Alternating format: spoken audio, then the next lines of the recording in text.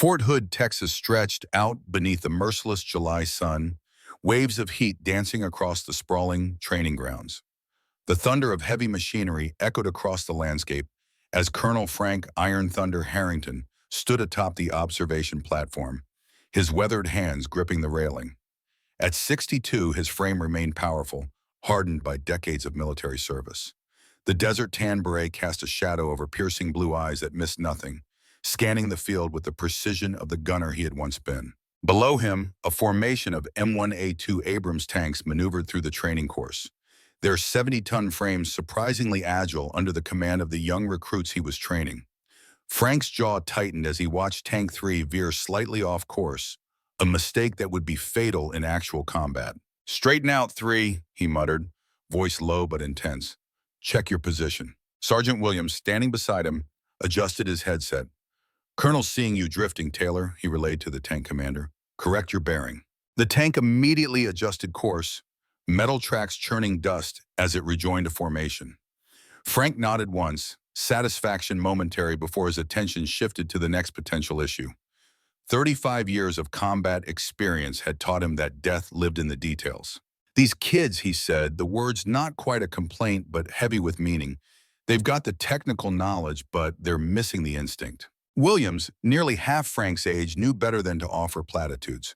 Colonel Harrington hadn't earned his nickname, Iron Thunder, through participation trophies. From the first Gulf War through Iraq and Afghanistan, the man had commanded tanks in more live combat situations than most soldiers had seen in simulations. A sudden crackling across the command frequency snapped both men to attention. The voice of Private Jenkins, Tank 5's gunner, came through with barely controlled panic. "Command, we have a situation. Engine temperature critical and climbing. Electrical system showing multiple failures." Frank was already moving, covering ground with the deliberate stride of a man who'd learned to run through sand carrying full combat gear. "All units hold position," he ordered into his headset. "Power down immediately. Crew prepare to evacuate." He reached the maintenance vehicle before the technicians had even started their engines. "Move it," he barked, swinging himself into the passenger seat. "That's 100,000 gallons of fuel waiting to cook off." As they approached the stricken tank, Frank could see wisps of black smoke beginning to curl from the engine compartment. The temperature gauge would be pushing red, systems failing one by one. The young crew remained inside, frozen by inexperience and the conflicting instincts to follow procedure or save themselves. Without hesitation, Frank vaulted from the still-moving vehicle, closing the distance to Tank 5 with the urgency of a man half his age.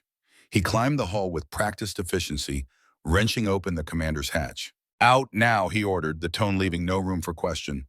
The crew began to emerge, faces streaked with sweat and fear. Instead of retreating, Frank dropped into the commander's seat, hands moving across the control panel with practiced familiarity. The interior was suffocating, heat radiating from the malfunctioning systems. Warning indicators flashed across every display. "Sir, the electrical system is failing," the tank's commander, Lieutenant Parker, called down through the hatch. "We need to clear the area." "Not yet," Frank replied, fingers dancing across controls as ancient muscle memory took over. He bypassed the primary systems, routing essential functions through secondary circuits. It was a technique not taught in any current manual, knowledge earned in the crucible of actual combat when equipment failed and lives hung in the balance. The engine noise changed pitch, dropping from a threatening whine to a more stable rumble. The temperature gauge stopped its climb, hovering just below the critical threshold. Frank continued working, disconnecting non-essential systems, creating a makeshift cooling pathway that would prevent catastrophic failure. After 5 tense minutes, he emerged from the hatch, face slick with sweat, but expression calm. The maintenance crew stared in disbelief, tools still in hand, having expected to find a tank beyond salvation. "Electrical bypass is holding," Frank told the chief mechanic. "You've got about 30 minutes before the secondary systems overload. Enough time to get her back to the maintenance bay."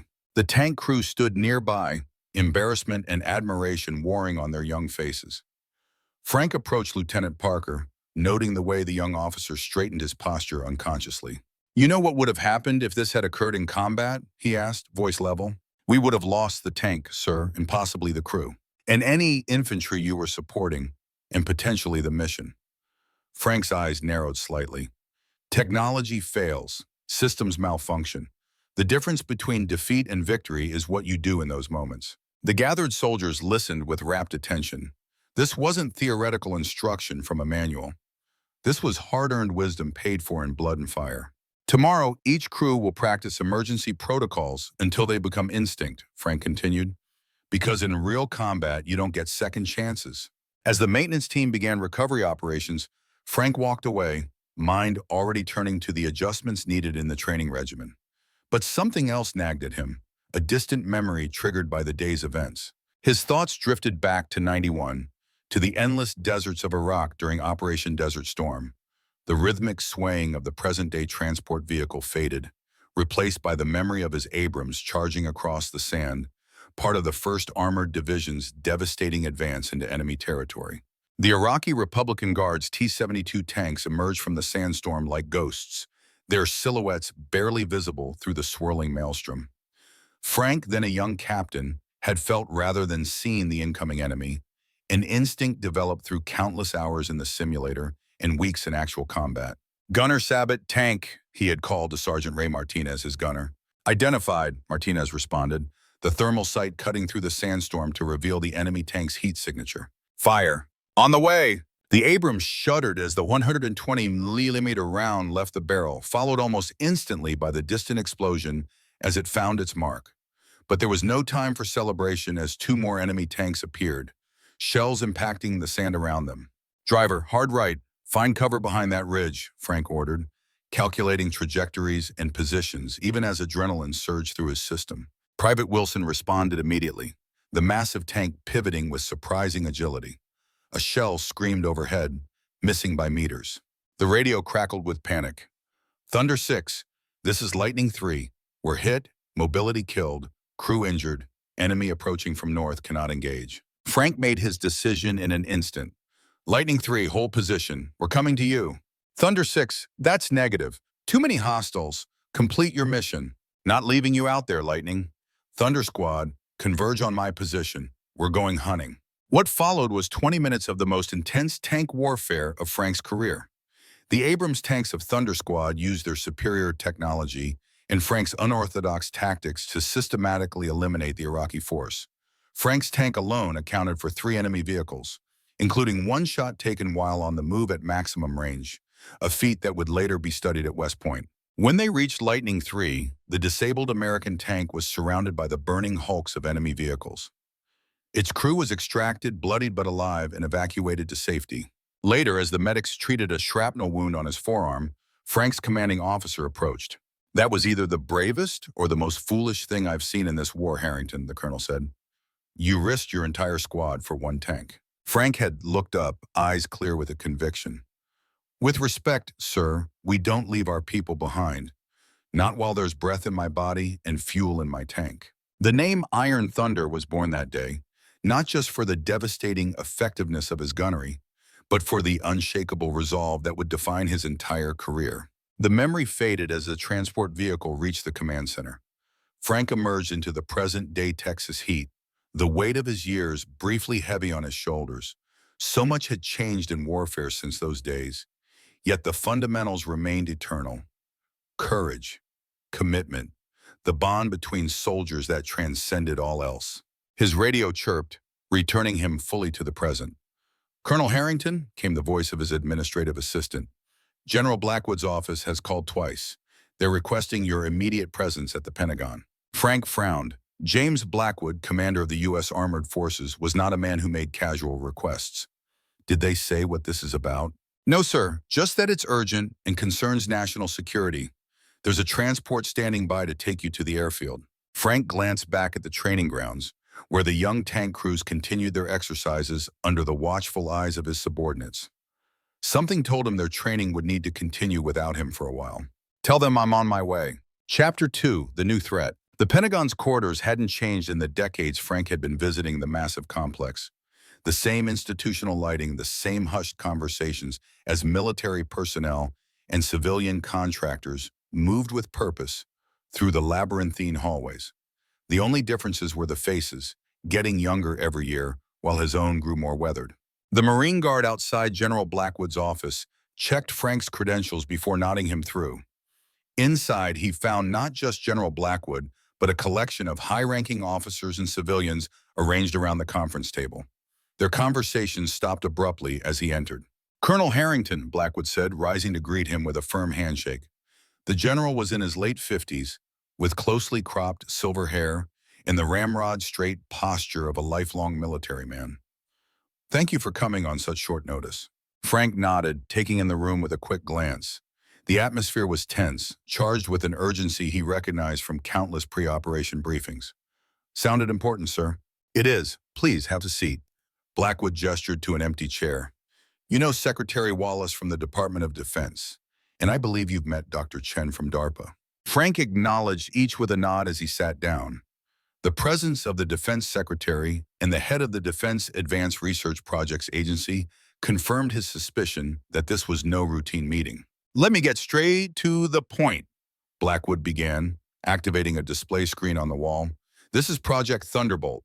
The screen filled with images of a sleek, low-profile combat vehicle. Unlike the bulky, angular design of traditional tanks, this machine had a futuristic appearance, with a flattened turret and what appeared to be composite armor arranged in novel configurations. "The M10 Thunderbolt," Blackwood continued, "the next generation of American armored combat systems. Lighter, faster, and more adaptable than anything we currently field." Frank studied the images with the experienced eye of a tank commander. "Looks more like a cavalry scout vehicle than a main battle tank," he observed. Dr. Chen, a slender woman with calculating eyes, leaned forward.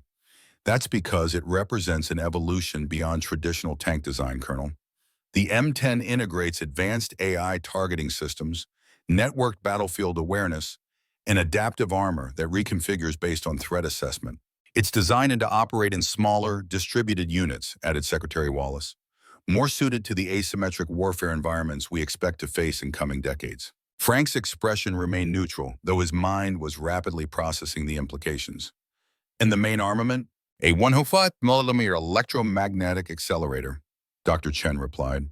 "Lower caliber than the Abrams 120mm, but with superior muzzle velocity and penetration characteristics, plus automated loading systems that double the rate of fire." "Interesting," Frank said, the non-committal response masking his deeper concerns. He'd seen revolutionary designs come and go throughout his career, each promising to reinvent warfare, few delivering on their lofty claims. "What's my role in this?" General Blackwood exchanged glances with Secretary Wallace before answering. "We're facing some resistance within certain elements of the military and Congress regarding Project Thunderbolt. Old guard thinking that's slowing adoption and threatening funding." "You want me to endorse the project?" Frank stated rather than asked, understanding dawning. "Your reputation carries significant weight, Colonel," Secretary Wallace said. "As one of our most decorated tank commanders, your support would go a long way toward silencing the critics." Frank's jaw tightened almost imperceptibly. "Before I could consider that, I'd need to see the vehicle in action. Review the test data, speak with the crews who've operated it." "Of course," Dr. Chen replied smoothly. "All the relevant documentation is available for your review, and we have a demonstration scheduled at Aberdeen Proving Grounds next week." Frank nodded, but remained silent, waiting. There was more to this summons than a simple request for endorsement. Blackwood sighed, recognizing Frank's taciturn expression. "There's another matter, Colonel. The timeline for transitioning from the Abrams platform to the M10 has been accelerated." "How accelerated?" "Congress has approved a $12 billion initial budget for M10 production," Secretary Wallace said, "with the first units to be deployed within 18 months. "And the Abrams fleet? Phased decommissioning over the next 5 years, Blackwood said, his tone carefully neutral. "Starting with the older variants." The words landed like artillery shells in Frank's consciousness. 5 years, after nearly 4 decades of service, the most successful main battle tank in American history would be relegated to the scrapyard, or, at best, foreign military sales. "I see," Frank said, his voice betraying nothing of the turmoil beneath. "And I assume this decision is final?" "The budget allocation is approved," Secretary Wallace confirmed. "The timeline is still flexible depending on M10 performance metrics and operational readiness assessments." Frank nodded slowly, processing the information. "I'll review the materials and attend the demonstration. Beyond that, I make no promises." That's all we ask, Blackwood said, though his expression suggested he'd hoped for more enthusiasm. There's a complete briefing package waiting for you. Lieutenant Vasquez will show you to the secure reading room. As Frank rose to leave, Dr. Chen spoke again. Colonel, I understand your attachment to the Abrams platform, but warfare evolves. The M10 represents the future of armored combat. Frank met her gaze steadily. I've heard similar claims throughout my career, Dr. Chen. Some proved true, others got good men killed. He turned to Blackwood. If you'll excuse me, General, I should start on that briefing package. Outside in the corridor, Frank paused, letting the full weight of the revelation settle over him. 5 years until the Abrams disappeared from American arsenals. The tank that had carried him through 3 wars, that had saved countless American lives with its unmatched combination of firepower, protection, and mobility. Lieutenant Vasquez, a young officer waiting to escort him, misinterpreted his stillness. Are you all right, Colonel? Frank straightened, pushing the emotional response aside with the discipline of a lifelong soldier. Fine, Lieutenant, just considering implications. He gestured down the hallway. Lead the way. As they walked, Frank's mind was already moving beyond the initial shock, analyzing the situation with the tactical precision that had kept him alive through decades of combat. If the M10 truly represented the future, then he needed to understand it completely. And if it had flaws that its proponents were overlooking or concealing, he needed to expose them before American soldiers paid the price in blood. Either way, this was no longer just a consultation. It had become a mission, perhaps the most important one of his long career.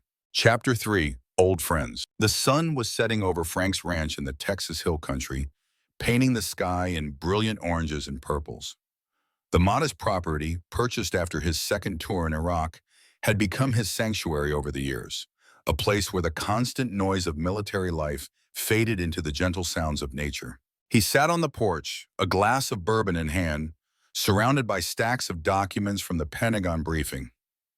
The technical specifications of the M10 Thunderbolt were impressive on paper, revolutionary in some aspects. But paper didn't bleed when technology failed. His satellite phone rang, breaking the evening stillness. The secure line was reserved for military communications, rarely used during his training rotations at Fort Hood. Harrington, he answered, voice automatically shifting to its command tone. You sound old, Thunder. The familiar voice brought an involuntary smile to Frank's face. Not as old as you, Martinez. Ray Martinez had been Frank's gunner during Desert Storm, the man responsible for some of the most precise tank kills in modern warfare. How'd you get this number? I have my sources. Word travels when the Pentagon summons the legendary Colonel Harrington. A pause. So it's true about the Thunderbolt program? Frank's eyes narrowed. Supposed to be classified, not much stays secret from the senior gunnery instructor at the infantry school, especially when they start changing the curriculum to prepare for new equipment.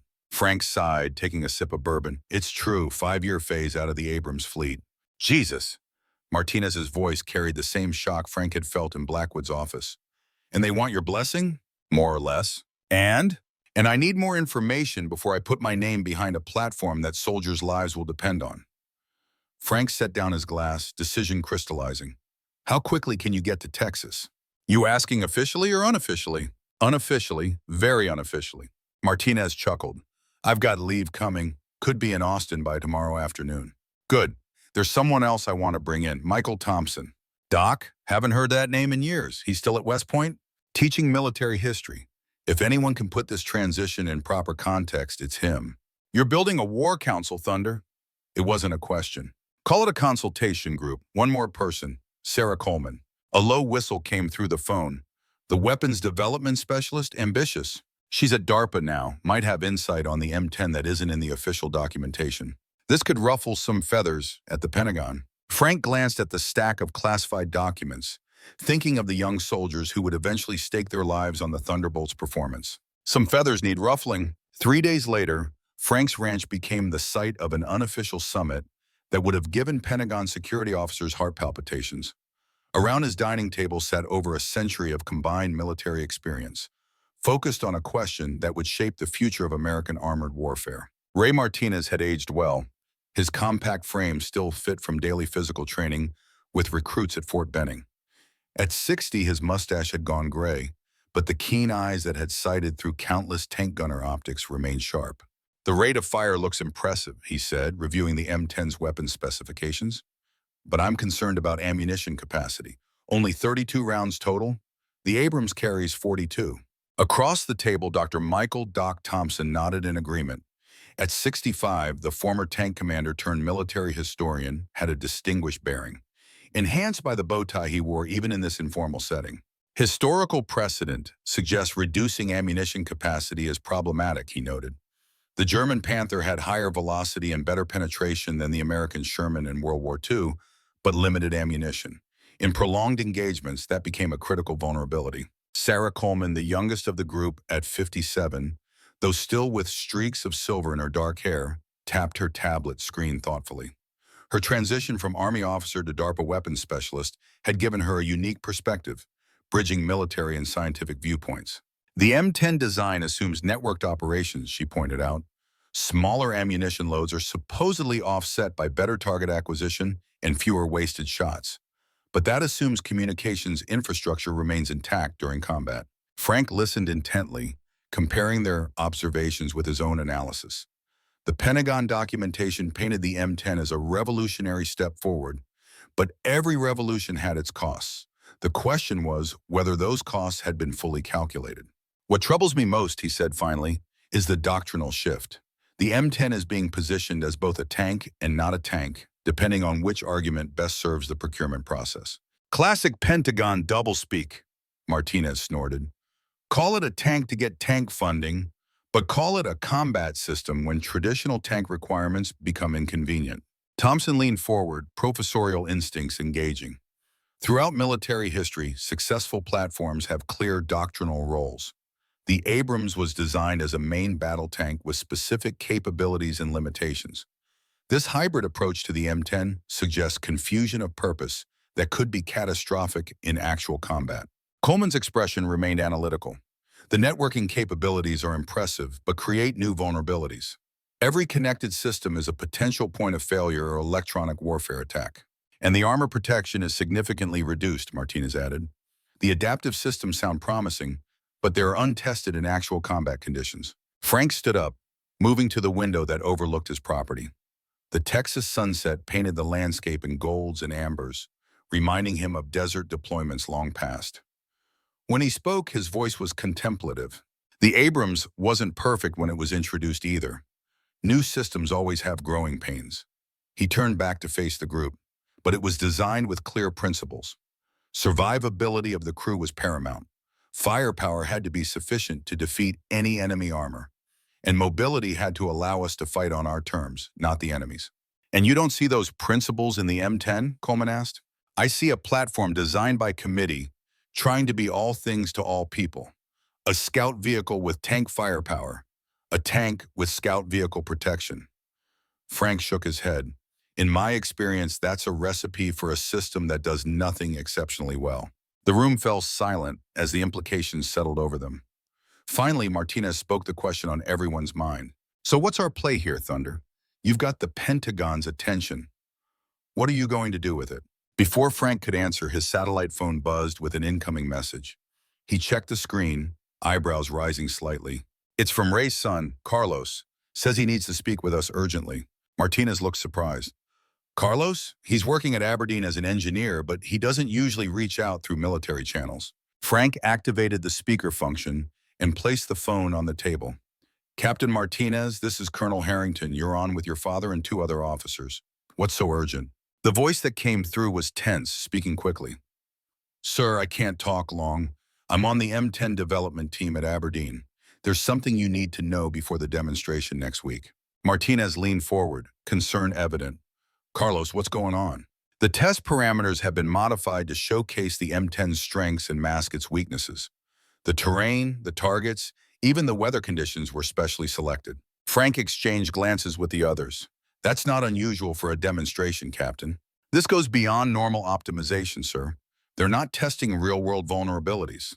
There are serious issues with the power distribution system under combat conditions, problems with the targeting system when communications are degraded, and the armor protection is significantly below specifications against certain threat profiles. The room went absolutely still. Coleman was the first to recover. Do you have documentation of these issues, Captain? Yes, ma'am, but I can't transmit it through normal channels. They're monitoring all communications related to the program. Frank's mind rapidly assessed the implications. Why come to us with this, Captain? There are official channels for reporting development concerns. A bitter laugh came through the speaker. I've tried those channels, sir. The program is too far along, too much money committed. My reports were buried. A pause. My father always said you were a man who put soldiers' lives above politics, Colonel. I'm hoping that's still true. Frank looked at Martinez, seeing the pride and worry warring on his friend's face. What are you suggesting, Captain? Come to the demonstration. See for yourself. I'll find a way to get you the real data. The sound of a door opening came through the line. I have to go. Please, Colonel. Lives depend on this. The call ended abruptly. For several seconds, no one spoke, each processing the implications of what they'd heard. Martinez broke the silence, voice uncharacteristically quiet. My son's risking his career. If what he says is true, he's trying to save lives, Thompson responded. The ethical choice is clear. Frank moved back to the table, decision made. We go to Aberdeen, see the demonstration, review Carlos's data, then we decide our next move based on facts, not speculation. Coleman's expression was troubled. If we challenge the program directly, there will be significant blowback. Careers could end over this. Better careers than lives, Frank replied, his voice carrying the weight of someone who had written too many letters to families of fallen soldiers. I didn't spend 35 years in uniform to start valuing Pentagon politics over combat effectiveness now. As the others nodded in somber agreement, Frank couldn't shake the feeling that they were embarking on a different kind of battle, one fought with briefings and data instead of sabot rounds and coaxial machine guns. But the stakes were just as high, measured in the blood of future American soldiers who would trust their lives to the vehicles their nation provided. Outside, the Texas night had fallen completely, stars emerging in the vast sky above his ranch. Frank found himself thinking of other nights, in deserts and mountains far from home, where the reliable silhouette of an Abrams tank had represented safety and American military might. He wondered what shape would symbolize that power and protection for the next generation of soldiers, and whether they would look back on the decisions being made now with gratitude or bitter regret. Chapter 4. The Unexpected Mission. Aberdeen Proving Ground sprawled across the Maryland landscape, its vast testing ranges dotted with the hulks of experimental vehicles from decades of weapons development. Frank stood with Martinez, Thompson, and Coleman at the edge of the VIP viewing area, watching as military and civilian officials gathered for the M10 Thunderbolt demonstration. Quite the turnout, Thompson observed. Congress, Defense Department, even foreign military attachés. They're rolling out the red carpet. Frank nodded, noting the elaborate preparations. This isn't just a demonstration, it's a sales pitch. Martinez scanned the crowd, searching for his son. No sign of Carlos. He said he'd try to make contact before the show starts. Keep your eyes open, Frank replied quietly, but don't draw attention. If what he told us is accurate, there may be people watching him closely. Their conversation was interrupted by the arrival of General Blackwood, accompanied by Dr. Chen and a man Frank didn't recognize. The stranger exuded authority, his tailored suit and commanding presence marking him as someone accustomed to power. Colonel Harrington, Blackwood said, extending his hand. Glad you could make it. I believe you know Dr. Chen from our Pentagon briefing. And this is William Drake, Program Director for the M10 Thunderbolt. Drake stepped forward, appraising Frank with calculating eyes. Though in his mid-40s, he carried himself with the confidence of someone used to getting his way. Colonel Harrington, your reputation precedes you. I understand you have some reservations about our program. I have questions, Frank replied evenly, as I would about any platform meant to replace the Abrams. Replace is such a final term, Drake said with a practiced smile. I prefer to think of the M10 as the next evolutionary step in armored warfare. After all, the Abrams itself replaced the M60 Patton. After extensive testing and validation, Frank noted, the Abrams underwent years of comparative trials against alternatives before selection. Drake's smile remained fixed, but his eyes hardened slightly. Different era, Colonel. Today's threats evolve too quickly for decade-long development cycles. The M10 represents a necessary acceleration of our response to emerging battlefield conditions. Before Frank could respond, Blackwood interjected smoothly. We should take our seats. The demonstration is about to begin. As they moved toward the viewing stands, Coleman leaned close to Frank. Drake's background is interesting. Former McKinsey consultant, moved to defense contracting, then recruited directly to head the M10 program. No military experience. Following the money might be illuminating, Thompson added quietly. They took their seats as a polished announcer's voice came over the loudspeakers, introducing the M10 Thunderbolt with language that would have been appropriate for a Hollywood premiere. Frank listened with growing skepticism as the narrator extolled revolutionary capabilities and paradigm-shifting combat potential. Then the vehicle itself appeared, emerging from a concealed position at the far end of the test range. Even at a distance, the M10's profile was distinctive, lower and sleeker than the Abrams, with its reduced turret and modular armor panels. It moved with impressive speed across the prepared terrain, demonstrating mobility that exceeded traditional tanks.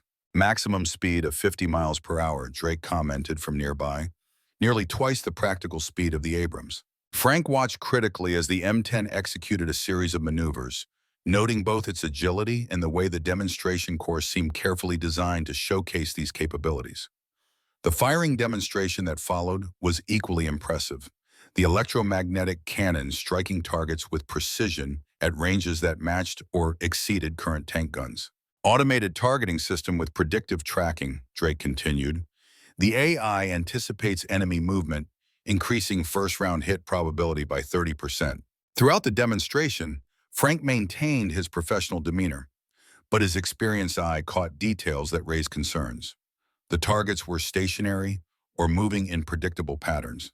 The terrain was groomed to minimize mobility challenges, and there were no simulated equipment failures or combat damage scenarios. As the demonstration concluded to enthusiastic applause from the assembled dignitaries, Martinez nudged Frank discreetly.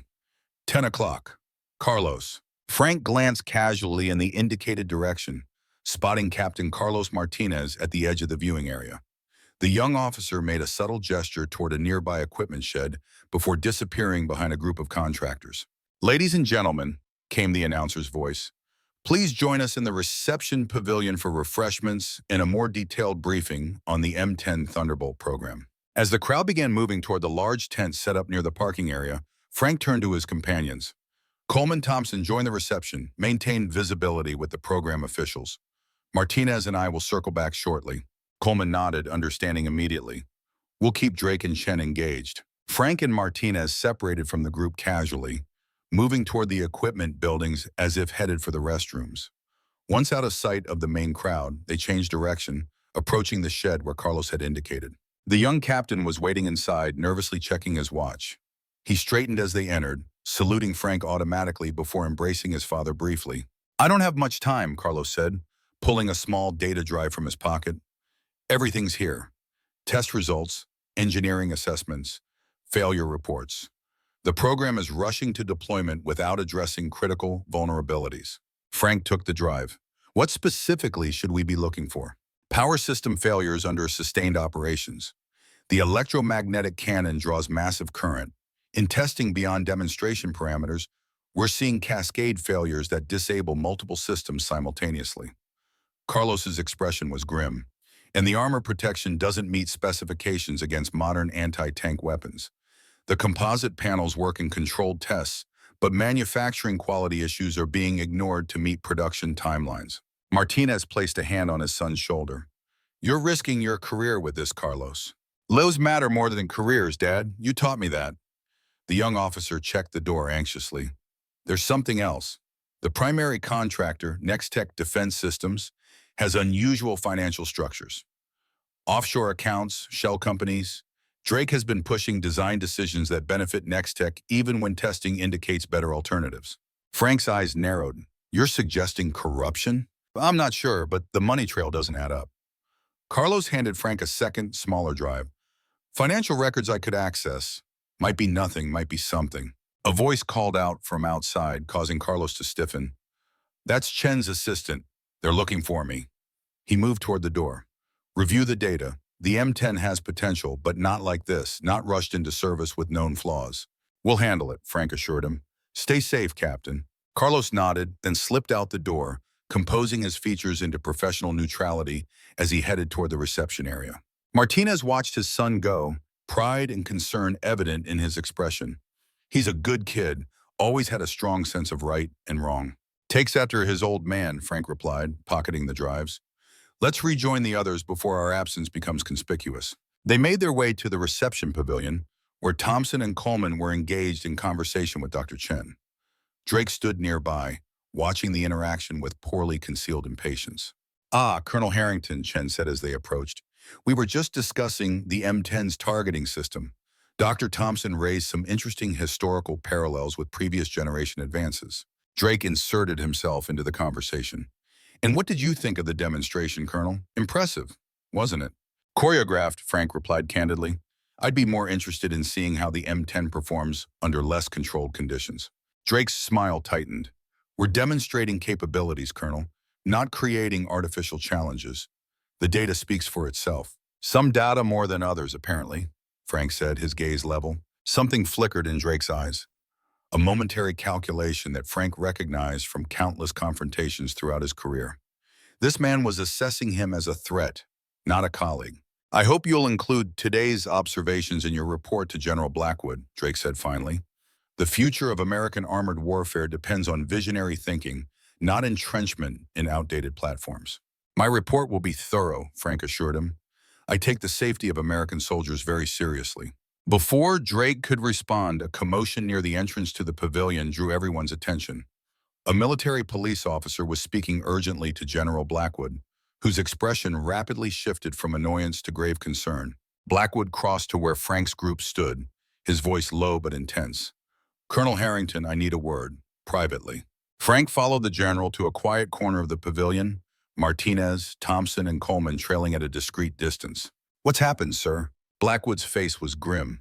We've just received intelligence about an attack on our military base in Poland, the one where we were conducting field trials of the M10. Frank's combat instincts immediately engaged. Casualties? Unknown. Communications are sporadic. But preliminary reports indicate the attackers specifically targeted the M10 prototypes. Several vehicles destroyed, others possibly captured.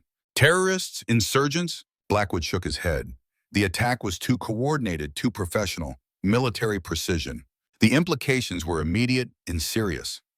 An advanced American weapons system potentially in hostile hands, with all its technology and capabilities. Frank's personal concerns about the M10 program were suddenly overshadowed by the immediate security threat. What do you need from me, General? I'm activating a rapid response team to assess the situation and secure any remaining assets.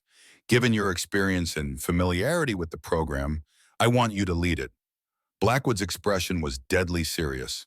This is now a matter of national security, Colonel.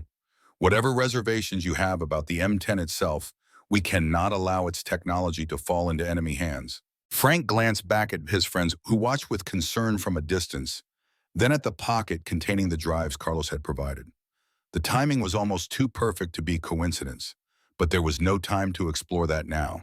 American lives were at risk, and a threat to national security had emerged. When do we deploy? Immediately. Transport is being arranged to Andrews Air Force Base. From there, military flight to Ramstein, then helicopter to the Polish facility.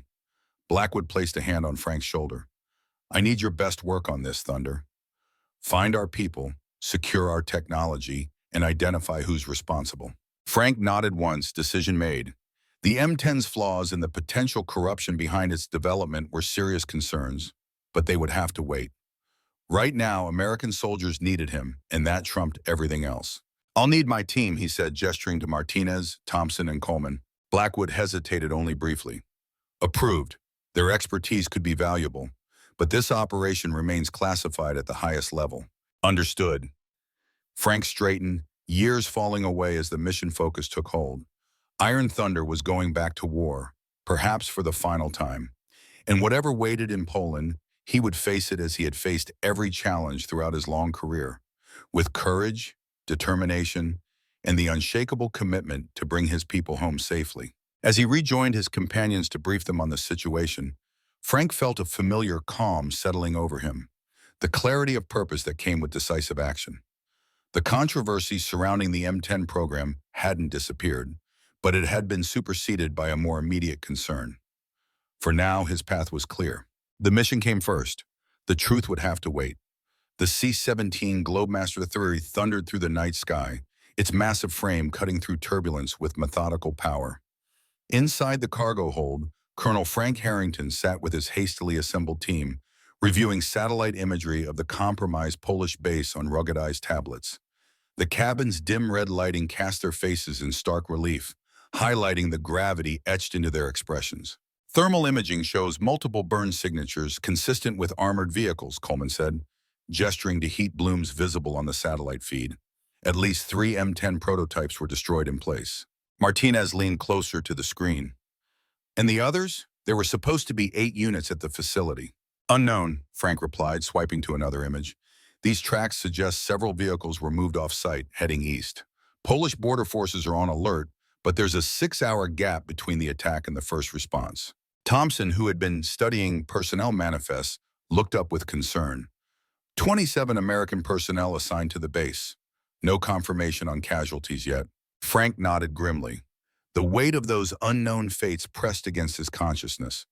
Throughout his career, he had lived by the creed that you never left American soldiers behind. Now, with retirement looming, this principle still drove him with undiminished force. We land at Ramstein in 3 hours, he said, setting the tablet aside. Helicopter transport to Poland immediately after. I want everyone combat ready. This isn't a conventional deployment, but we treat it as such. Coleman, whose DARPA position had kept her from field operations for years, checked the sidearms she'd been issued at Andrews. Rules of engagement: secure American personnel and technology, identify hostiles, defend as necessary. Frank's eyes hardened. If M10 prototypes have been captured, we are authorized to prevent them from crossing any international borders by any means necessary. The implication hung heavy in the air. Destroying American military technology to prevent it from falling into enemy hands was a last resort, but sometimes the only viable option. Martinez met Frank's gaze with understanding that came from decades of shared experience. Just like old times, Thunder. Let's hope not, Frank replied, thinking of desert battles where survival had often seemed like an afterthought to the mission. Get some rest while you can. We'll need clear heads when we hit the ground. As his team settled in for whatever sleep they could manage on the uncomfortable transport seats, Frank remained vigilant, his mind cycling through contingencies.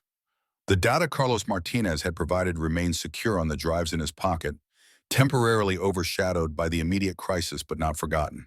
Frank had been in enough combat situations to recognize when events aligned too perfectly to be coincidence. A whistleblower reveals critical flaws in a next-generation weapon system, and within hours that same system is attacked at a remote testing facility. The timing suggested a connection that couldn't be ignored. His satellite phone vibrated with an incoming message. General Blackwood's update was brief but significant. Polish Special Forces secured crash site.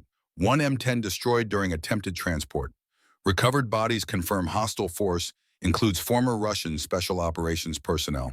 Frank closed his eyes momentarily, processing the implications. Not terrorists or insurgents, but trained military operatives with potential state backing. The stakes had just risen dramatically.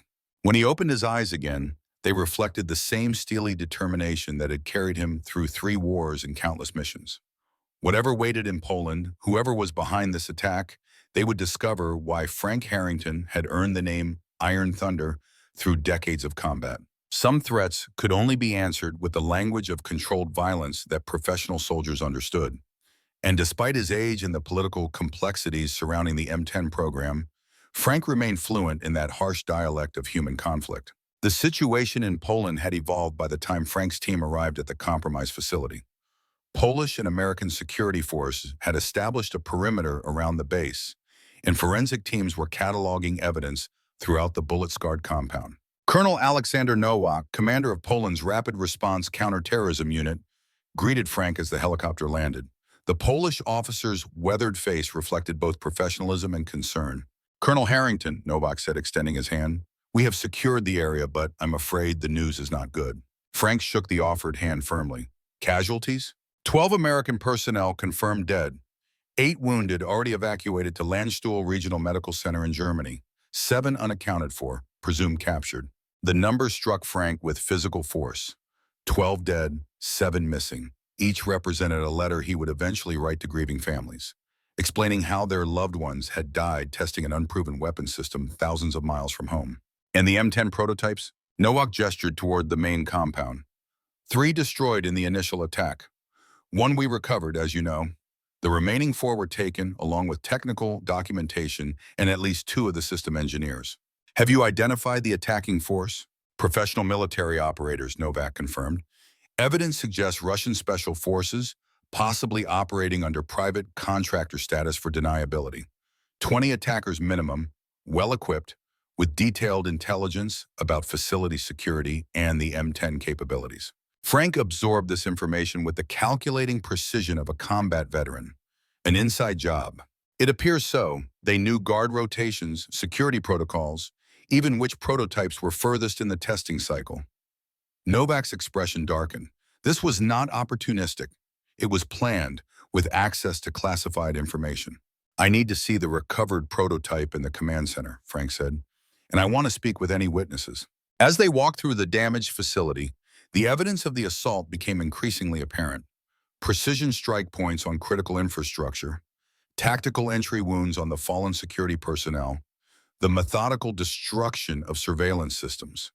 This had been a textbook special operations raid, executed by experts who understood both their objective and the opposition they would face. The recovered M10 Thunderbolt sat in a secure hangar, its sleek profile marred by battle damage. A massive hole had been blown through the rear armor panel, evidently from within. They attempted to transport all 5 remaining prototypes, Novak explained. This one experienced a catastrophic power system failure during the extraction. The electromagnetic cannon discharged internally, killing the operators and disabling the vehicle. Frank approached the damaged M10, recognizing the failure mode Carlos Martinez had warned about.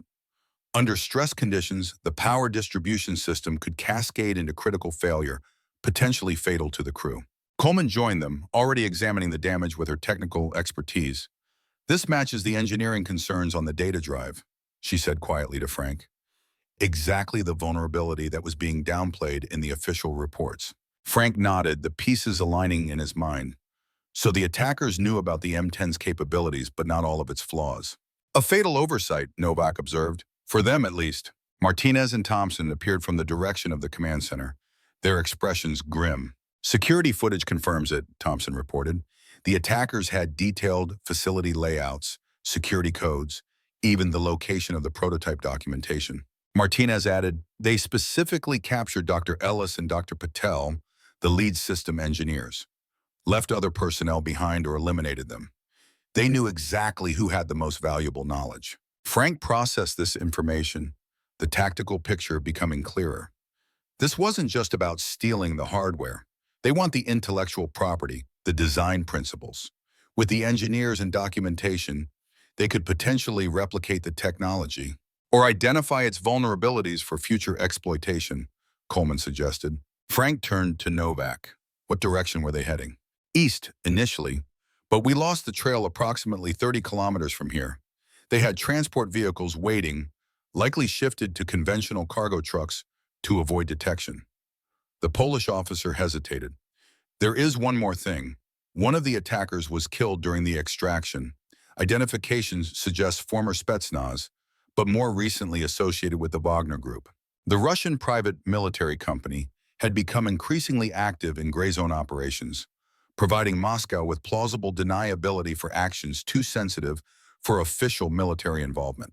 So we're potentially dealing with a Russian proxy operation to acquire American military technology, Frank summarized, the geopolitical ramifications expanding in his mind. Or someone wanting us to believe it's the Russians, Thompson cautioned. False flags aren't uncommon in operations this sensitive. Frank nodded, acknowledging the possibility. Either way, our priorities remain the same. Find our missing people, recover or neutralize the stolen technology, identify the responsible parties. He turned to his team, decision made. Coleman, continue analyzing the damaged M10. I want to know exactly what failed and why. Martinez, Thompson, coordinate with Polish intelligence on tracking the transport vehicles. I'm going to speak with the wounded personnel at Landstuhl, see if they can provide any details we're missing. Nowak offered his hand again.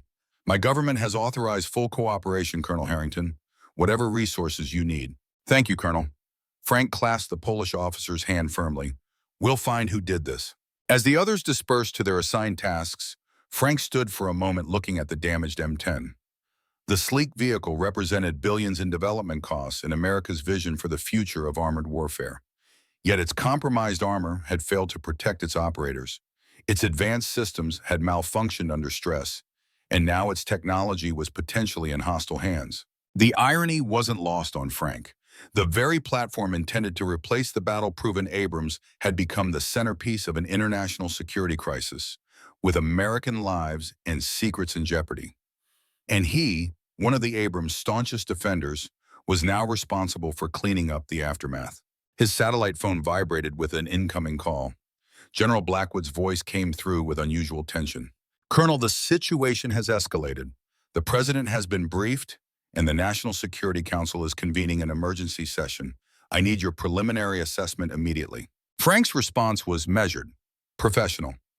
"Evidence suggests a sophisticated operation with insider intelligence, sir. Russian proxies are the likely culprits, but we're exploring all possibilities. American personnel captured, along with 4 M10 prototypes and critical technical documentation. Recommendations?" Frank didn't hesitate. "Expand the search perimeter. Activate NATO intelligence assets. Prepare for a cross-border recovery operation if necessary." "Understood." Blackwood paused. "There's something else, Colonel. William Drake is claiming this proves the M10's superiority, that the attackers specifically targeted it because it represents a threat to Russian military dominance." Frank's jaw tightened. "With respect, General, that's premature at best. The evidence suggests they targeted it because it was vulnerable and valuable, not because they feared it. I understand your position, Colonel, but the narrative is already forming in Washington. Drake has powerful allies in the Defense Department and Congress." Another pause. "Find our people, Thunder, and get those prototypes back. The rest will sort out later." As the call ended, Frank stared at the damaged M10, its once pristine lines now broken and charred. The machine represented the future according to the Pentagon's vision. But at that moment, all Frank could see were the 12 dead Americans who had trusted their lives to its protection, and the 7 still missing who might yet pay the ultimate price for its shortcomings. With renewed determination, he strode toward the waiting helicopter. The hunt was on, and Iron Thunder had never failed to complete a mission. He wouldn't start now, not with American lives at stake. Chapter 6, The Eastern Front. The medical ward at Landstuhl Regional Medical Center maintained the hushed atmosphere common to military hospitals worldwide. Frank moved quietly past beds containing wounded personnel from various NATO operations, his focus on the section reserved for survivors from the Polish facility attack. Lieutenant Jessica Chen, the security officer who had been on duty during the assault, sat propped up in her bed, her left arm in a cast, and bandages covering shrapnel wounds on her neck and face. Despite her injuries, she straightened when Frank approached, instinctively responding to the command presence he still carried after decades in uniform. "Lieutenant Chen," Frank said, pulling a chair beside her bed. "I'm Colonel Harrington. I need to ask you about what happened at the facility." Chen's eyes reflected both physical pain and deeper trauma. "They came out of nowhere, sir. Professional, coordinated, knew exactly where to hit us and when. Tell me about their equipment, their tactics. Russian pattern weapons, but no insignia or identifying marks. They moved like special forces, communicated with hand signals more than radio." Chen's voice strengthened as she recounted the details, her training overcoming her injuries. "They disabled our communications first, then targeted the power systems. The whole attack took less than 15 minutes. Frank nodded, recognizing the hallmarks of a professional military operation. "What about their objectives? Did they seem to have specific targets?" "The M10 prototypes definitely, but they also went straight for the secure server room and Dr. Ellis's office. They knew where everything was located." Chen hesitated. "Sir, there was something else. One of them spoke English, American English. I heard him directing the others toward the prototype storage area." Frank's eyes narrowed slightly. "You're certain?" "Positive, sir. No accent, military terminology. He knew our protocols, called one of the other attackers by name. Dmitri, secure the primary target. Then something in Russian I couldn't understand." The implications were significant. Not just insider information, but potentially an American operative working with the Russian team. "Did you see any of their faces? Anything distinctive about the English speaker?" Chen shook her head, wincing at the movement. "They wore tactical masks, but the American was tall, moved like he had military training, And sir, he knew about the M10 systems. I heard him instructing the others on how to secure the prototypes for transport, specific technical details about powering down the electromagnetic systems to prevent discharge during movement. Exactly the knowledge that could have prevented the catastrophic failure in the recovered prototype, Frank realized. Someone with intimate understanding of the M10's design vulnerabilities. What about the captured personnel? Did you witness any of those abductions? They took Dr. Ellis right past my position. He wasn't resisting. Chen's expression darkened. Almost seemed like he was expecting it, sir. The picture forming in Frank's mind grew increasingly troubling. Not just a security breach, but potentially a coordinated extraction involving American personnel. The implications for national security were profound. After gathering similar accounts from the other wounded survivors, Frank stepped outside the hospital to process what he'd learned. The crisp German air carried the scent of pine from the surrounding forest, a stark contrast to the antiseptic environment inside. His satellite phone rang, Martinez's name appearing on the display. "Tell me you've got something," Frank answered without preamble. "Polish intelligence came through," Martinez replied. "They tracked the transport vehicles to an abandoned industrial complex near the Belarus border. Satellite imagery shows activity consistent with loading operations approximately 6 hours ago. The prototypes? Likely. Thompson is coordinating with NATO reconnaissance assets for updated imagery." Martinez paused. "There's more. Coleman's analysis of the recovered M10 confirmed Carlos's assessment. The power system failure wasn't random. It's a fundamental design flaw that occurs under specific operational conditions. Conditions that Drake and his team were aware of but didn't address," Frank concluded. "Exactly, and here's where it gets interesting. The technical documentation stolen during the raid would contain those vulnerability assessments. Anyone studying those documents would know exactly how to prevent the failure that destroyed the recovered prototype." Frank connected the pieces. So our American English-speaking attacker either didn't have access to that specific information or wasn't actually part of Drake's inner circle, Martinez finished. Someone with general knowledge of the program, but not the detailed engineering assessments. "I need to get to that industrial complex." Frank's decision was immediate. "Coordinate with Polish Special Forces. I want a reconnaissance team ready to move within the hour." "Already in progress. Novak has offered their best operators, familiar with cross-border operations in that region." "Good, I'm heading back now. Have Thompson prepare a detailed briefing on the target location and Coleman continue analyzing the recovered prototype. I want to know everything about these vulnerabilities before we encounter operational M10s in hostile hands." As Frank ended the call, another incoming communication appeared, this one from an unlisted number. Caution warred with curiosity as he answered. "Harrington. Colonel, we haven't formally met, but I believe you've spoken with my son." The voice was measured, confident, with the subtle accent of the American Southwest. "Carlos asked me to contact you directly, securely." "Mr. Martinez," Frank responded, immediately recognizing Ray's ex-wife's maiden name. "A prearranged security protocol." "I'm listening." "Drake knows about the data Carlos provided. Security personnel searched his quarters at Aberdeen within hours of your departure for Poland. He's gone underground, but managed to get word to me." Frank processed this information quickly. "Is he safe?" "For now. He's followed his training, maintaining communications discipline." A father's pride was evident despite the circumstances. "But there's something else you should know. For the attack in Poland, Drake had a series of encrypted communications with a private equity firm called Meridian Strategic Ventures. Significance? Meridian is a shell corporation with ties to several former intelligence officials now working in the private sector. And one of their principal clients is a Russian defense contractor specializing in next-generation weapon systems. The implications were staggering. Not Russian intelligence services or military, but private interests with connections on both sides, potentially orchestrating technology transfer under the guise of a hostile action. Can you verify this? Carlos accessed financial transfers before going dark. Significant sums moving through offshore accounts linked to Drake and several members of the M10 development team. Not conclusive, but highly suspicious. Frank's mind raced with the ramifications. If Drake and others had deliberately compromised American military technology for financial gain, it represented treason at the highest levels. "I need that evidence." "You'll have it." Carlos arranged a secure drop with his father. "But be careful, Colonel. If Drake has the influence to fast-track a flawed weapon system through Pentagon procurement, His reach extends into areas that could complicate your mission. Understood. Thank you for the warning. My son believes in you, Colonel Harrington. Says you're the only one who would put soldiers' lives above politics and profits. A pause. Bring him home when this is over. I will, Frank promised. The weight of another life added to his responsibility.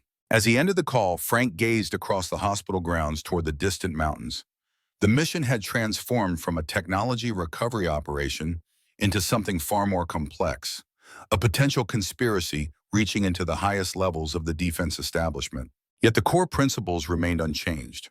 American lives were at risk, national security was compromised, and someone had to stand against those who would sacrifice both for personal gain.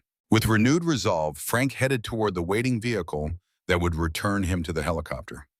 Time was critical now, with each passing hour increasing the likelihood that the stolen technology would cross borders and disappear into the shadowy world of international arms trafficking. Iron Thunder was about to live up to his name once more, bringing American justice to those who had betrayed their oaths and their country, regardless of their position or power.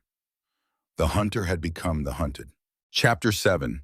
Battle in the Black Forest. The abandoned industrial complex loomed against the darkening sky, its decaying structures a relic of Cold War-era manufacturing. Soviet-built, massive in scale, and perfect for clandestine operations requiring space and privacy. Situated 15 kilometers from the Belarus border, it occupied a legal and jurisdictional gray zone, technically on Polish soil but practically beyond consistent monitoring. Frank lay prone on a forested ridgeline overlooking the facility, high-powered binoculars revealing the subtle indicators of occupation. Fresh tire tracks in the muddy access road, carefully positioned sentries at key vantage points, the faint glow of light escaping around blacked-out windows. I count 12 external security personnel, he said softly to Colonel Nowak, who maintained a similar observation position beside him. Rotating patrol pattern, consistent with Russian doctrine. Nowak nodded agreement. Vehicle storage would be in the main assembly building. Those large doors could accommodate the M10 prototypes. Martinez crawled forward to join them, having completed his circuit of the perimeter with the Polish reconnaissance team. South Access Point has lighter security, 2 men rotating on 30-minute intervals. And there's something else you should see. He passed Frank a small thermal imaging device. Through its display, the heat signatures of large vehicles were clearly visible within the main building. 4 distinct signatures consistent with armored vehicles, Frank observed, plus smaller heat sources, likely generators or support equipment. And personnel, Martinez added. I estimate 20 to 25 inside the structure, concentrated in 2 areas. Frank adjusted the device's focus. The captured Americans? Possibly. One group is under guard based on the positioning. The others are clustered around what appears to be a workstation or technical area. Nowak exchanged glances with Frank. If they are preparing the vehicles for transport across the border, time is critical. Belarus patrols have been diverted from this section for the next 6 hours, suggesting a planned movement tonight. Frank considered their options, weighing the risks against the mission objectives. They had 16 operators between the American and Polish teams, facing approximately 40 hostile forces in an unfamiliar environment with potential civilian captives. Conventional wisdom would dictate waiting for additional support or air assets. But conventional wisdom hadn't accounted for the geopolitical implications of advanced American weapons technology falling into Russian hands, or the 7 American lives hanging in the balance. We go in, Frank decided, his voice carrying the quiet certainty of command. 2 objectives: secure our personnel and neutralize the prototypes. We cannot allow them to cross that border. Nowak nodded grimly. My team will create a diversion at the north entrance, draw their security forces away from the main building. Your team penetrates from the south, locates the hostages and technology. Martinez, you'll lead the extraction team for our personnel. I'll handle the prototypes. Sir, with respect, Martinez began, neutralizing 4 M10s simultaneously will require extensive preparation. Frank's expression remained resolute. That's why I'm handling it personally. I've studied the schematics from Carlos's data. There's a systemic vulnerability we can exploit. Coleman's voice came through their secure communications. Colonel, I've completed the analysis of the recovered prototype. The power distribution system has a critical junction point beneath the main turret assembly. Compromise that, and the entire electrical system fails catastrophically. Creating an effective kill switch, Frank concluded, Can you walk me through the procedure? Affirmative, but it will require direct access to each vehicle's maintenance panel, not something you can trigger remotely. Frank processed this information, tactical calculations running through his mind. Time frame for each vehicle? 90 seconds minimum, assuming no resistance. 4 vehicles at 90 seconds each under potential hostile fire. A daunting prospect even for an operator in their prime, let alone a 62-year-old colonel decades removed from direct combat operations. Martinez read the concern in Frank's expression. I should take this part of the mission, Thunder. You coordinate from the command position. Frank shook his head. No one knows tanks like I do, Ray. And if something goes wrong, I need you focusing on getting our people out. His voice carried the weight of decades of command decisions. Some missions can only be delegated so far. The unspoken reality hung between them. Frank was placing himself in extreme danger, potentially sacrificing his own safety to ensure mission success. But that had always been his way, from the deserts of Iraq to the mountains of Afghanistan. Lead from the front, never ask your people to take risks you wouldn't shoulder yourself. 2 hours until full darkness, Novak said, checking his watch. We move then. As they retreated to the forward operating position to prepare, Frank found a moment of solitude to contact General Blackwood. The satellite connection was secure but brief, military efficiency in every syllable. We've located the stolen prototypes and likely the missing personnel, Frank reported. Preparing extraction and containment operation. Opposition assessment? Approximately 40 hostiles, professional military contractors, possibly Wagner Group, well-equipped, disciplined. Blackwood's pause carried concern.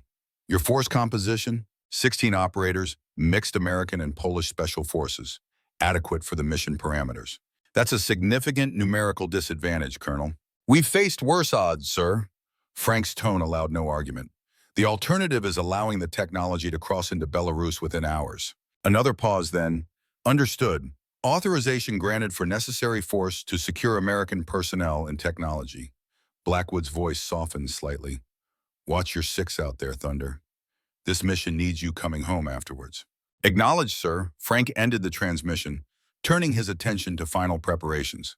The tactical gear felt both familiar and strange against his body, muscle memory engaging with equipment that had evolved since his last combat deployment. The weight of the body armor, the reassuring solidity of the sidearm at his hip, the communications equipment linking him to his team. All elements of a world he had inhabited for most of his adult life, now experienced through the perspective of age and accumulated wisdom. Martinez approached, offering a tactical vest with additional equipment. Coleman configured these for the M10's vulnerability, specialized tools, shape charges if necessary. Frank accepted the gear, noting the precision instruments designed for disabling the advanced tank systems. Contingency plan if we can't neutralize all 4? Thompson has coordinated with Polish air assets. If we designate the target, they'll engage from altitude, but that creates significant diplomatic complications. An airstrike on Polish soil, even against hostile forces, would trigger international questions that neither government wanted to answer. It remained a last resort if all else failed. We won't need it, Frank said with quiet confidence. Get our people out. I'll handle the hardware. Martinez held his gaze for a moment, decades of shared experience flowing between them. No further words were necessary.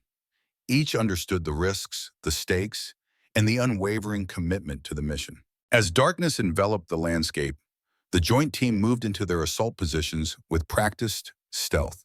Frank found himself slipping back into the mindset of his early career when he had been a young officer leading Special Forces operations before transferring to armored divisions. The focused concentration, the heightened awareness, the suspension of everything except the immediate tactical reality. Nowak's voice came through the communication system, calm and professional. Eagle elements in position. Diversion initiates in 30 seconds. Frank signaled his acknowledgement, positioning himself with the Southern Infiltration Team. Martinez led 4 operators slightly ahead, their objective the suspected hostage location. Frank would follow with Thompson and 2 Polish Special Forces soldiers, targeting the prototype storage area. The night erupted with the controlled chaos of the diversionary attack. Flashbang grenades and precision rifle fire from Novak's team created the impression of a major assault on the northern perimeter. As predicted, security forces redirected toward the threat, drawing personnel away from the southern access point. "South team, execute," Frank ordered, watching as Martinez and his operators moved with fluid efficiency toward their entry point. Moments later, Frank led his smaller group forward, using the continuing diversion to mask their approach. The industrial complex, deteriorating infrastructure created both challenges and opportunities. Rusted doors required additional force to breach, but crumbling walls offered alternative entry points. Frank's team utilized a partially collapsed section near the main assembly floor, slipping inside as Martinez's group penetrated through a service entrance on the opposite side. Inside, the cavernous space was illuminated by portable lighting systems surrounding the four M10 Thunderbolt prototypes. The sleek vehicles stood in formation, their revolutionary design incongruous against the Soviet-era industrial backdrop. Around them, technical personnel worked with urgency, preparing the machines for transport. Frank's experienced eyes immediately noted modifications to the prototypes, hasty adaptations to make them operational under field conditions. These weren't just being stolen, they were being readied for deployment. "Hostage location confirmed," Martinez's voice came through the communication system. 7 American personnel secured, extraction proceeding, one objective accomplished. "Now for the more complex task. Moving to primary targets," Frank responded, leading his team toward the nearest M10. They used stacked crates and equipment as cover, approaching from the vehicle's blind spot. The first indication that their presence had been detected came as Frank reached the rear of the initial prototype. A shout in Russian followed by the distinctive sound of weapons being readied. "Contact," Frank reported calmly, drawing a sidearm, proceeding with primary objective. The ensuing firefight erupted with controlled violence. Frank's team provided covering fire as he accessed the M10's maintenance panel, fingers working with practiced precision despite the chaos around him. Coleman's instructions guided his movements as he bypassed safety systems and accessed the critical power junction. "First vehicle neutralized," he reported, already moving toward the second prototype as his security team engaged hostile forces attempting to protect the valuable technology. Martinez's update came through with background sounds of combat. "Hostages secure, moving to extraction point. Need assistance with southern corridor." "Nowak, redirect 2 operators to support Martinez's extraction," Frank ordered, continuing his work on the second vehicle even as bullets impacted nearby. Years of combat experience allowed him to compartmentalize the danger, focusing entirely on the technical task while his body instinctively minimized exposure. "Second vehicle neutralized," he announced, satisfaction evident despite the intensity of the situation. 2 down, 2 to go. The hostile forces had recognized the threat to their primary assets, concentrating fire on Frank's position with increasing desperation. Thompson took a grazing wound to his shoulder but maintained his defensive posture, returning accurate fire that kept the attackers at bay. As Frank moved toward the third prototype, a new voice cut through the chaos, speaking English with the confident authority of command. "Colonel Harrington, I must admit, I'm impressed by your persistence." Frank paused, recognizing the voice even through the distortion of the industrial space's acoustics. William Drake stood on an elevated platform overlooking the assembly floor, flanked by armed guards. "Surprised to see me?" Drake continued, his expression visible in the harsh portable lighting. "You shouldn't be. A man of your experience understands that warfare evolves. Sometimes that evolution requires unconventional partnerships." Frank continued moving toward the third vehicle, undeterred. "Selling American technology to our adversaries isn't evolution, Drake. It's treason." Drake's laugh echoed through the cavernous space. "So provincial in your thinking, Colonel. These aren't adversaries. They're future partners. The old Cold War divisions are meaningless in today's global defense industry. Tell that to the 12 Americans who died in Poland." Frank reached the third prototype, beginning the disabling procedure with methodical precision, despite the ongoing gunfire. "Or the families of those who trusted your flawed design with their lives. Acceptable losses in technological advancement," Drake replied, his tone chilling in its detachment. "The M10 program will continue with or without these specific prototypes. I've already secured the funding and political support." "Third vehicle neutralized," Frank reported into his communication system, ignoring Drake's monologue as he moved toward the final prototype. Drake's voice took on a harder edge. "You're fighting for a past that no longer exists, Harrington. The Abrams is obsolete. Conventional armored warfare is finished. The future belongs to networked combat systems and autonomous platforms. The future, Frank replied, reaching the fourth vehicle, belongs to soldiers who trust their equipment and leaders who honor their oaths. As he began working on the final prototype, Frank detected movement from Drake's position. The program director had drawn a sidearm, aiming directly at him. "I can't allow you to complete this mission, Colonel. Too much has been invested, too many arrangements made." Frank continued his work, fingers moving across control points with unwavering focus. "You've already failed, Drake. The hostages are secure, 3 prototypes disabled, and your conspiracy exposed. Carlos Martinez provided all the evidence needed to connect you to Meridian Strategic Ventures and their Russian clients." Drake's composure faltered momentarily. "Martinez is a naive idealist who doesn't understand the global defense ecosystem. This isn't betrayal, it's the next phase of military-industrial cooperation." "Tell that to the tribunal," Frank replied, completing the final sequence on the fourth prototype. As the system began its catastrophic shutdown, he stepped back, satisfaction evident despite the dangerous situation. "All primary objectives complete." Drake's expression contorted with fury. "You've destroyed years of work, billions in development. I've prevented American technology from falling into unauthorized hands," Frank corrected, drawing his own weapon as Drake's aim steadied. "Something you were paid to facilitate, I believe."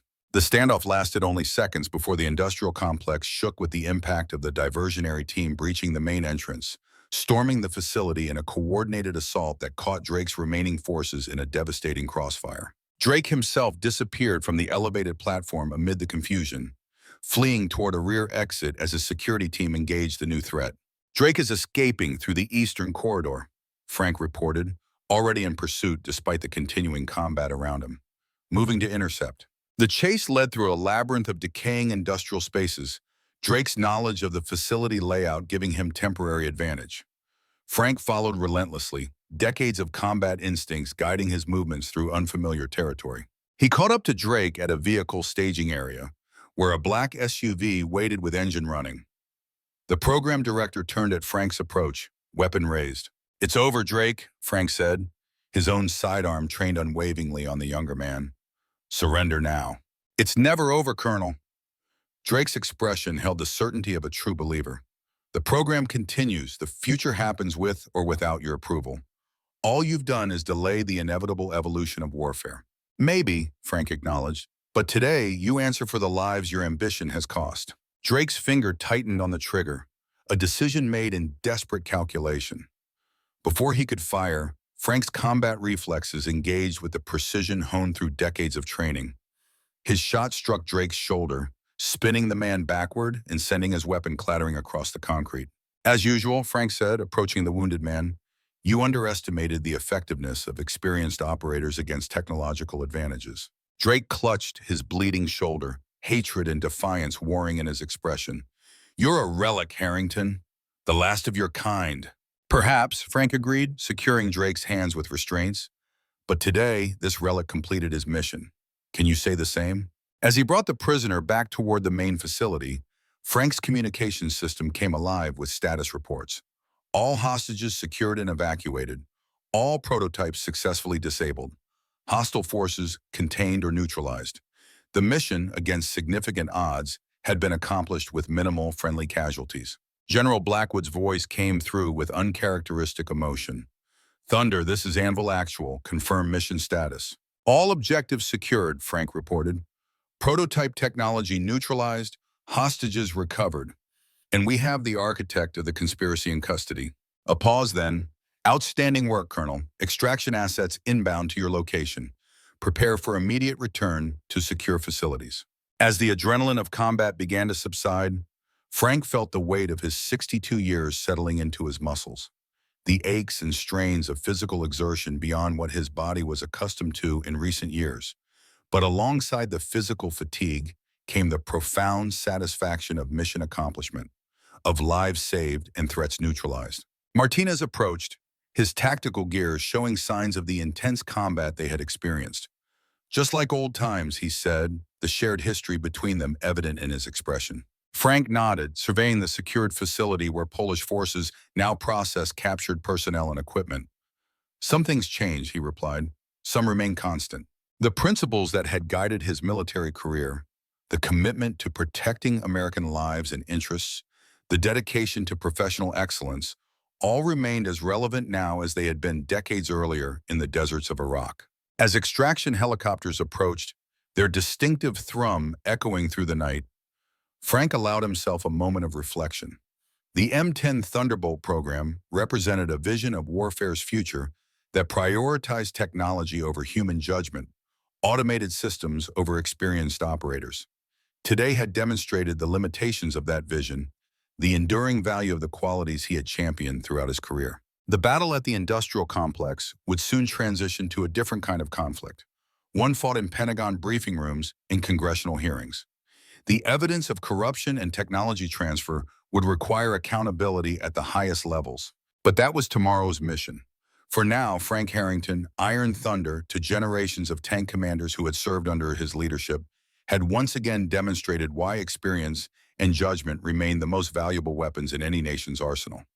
No technology, however advanced, could fully replace the human element in warfare, the courage and commitment of soldiers dedicated to their oath and their country. As he boarded the extraction helicopter, Frank glanced back at the facility where 4 disabled M10 prototypes now stood as silent testimony to that enduring truth. Chapter 8, The Middle Ground. The Pentagon briefing room hummed with tension as Frank Harrington stood before the assembled military leadership and civilian officials. 3 weeks had passed since the operation in Poland, weeks filled with debriefings, intelligence analysis, and the methodical construction of a case that had sent shockwaves through the defense establishment. The evidence is conclusive, Frank stated, his voice carrying the authority of decades of service. William Drake and 7 other members of the M10 development team deliberately concealed critical design flaws to accelerate deployment. Furthermore, they established communication channels with Meridian Strategic Ventures, a shell corporation facilitating technology transfer to Russian defense interests. On the large display screen behind him, financial records and communications intercepts scrolled in damning progression. The case against Drake and his conspirators had been methodically constructed, leaving no room for deniability. General Blackwood, seated at the center of the conference table, studied the evidence with grave concentration. And the motivation? Primarily financial, Frank replied. Drake stood to receive approximately $30 million through offshore accounts once the technology transfer was complete. The other conspirators received proportional amounts based on their involvement. And the Russians' interest? Their defense sector has struggled to develop effective electromagnetic weaponry.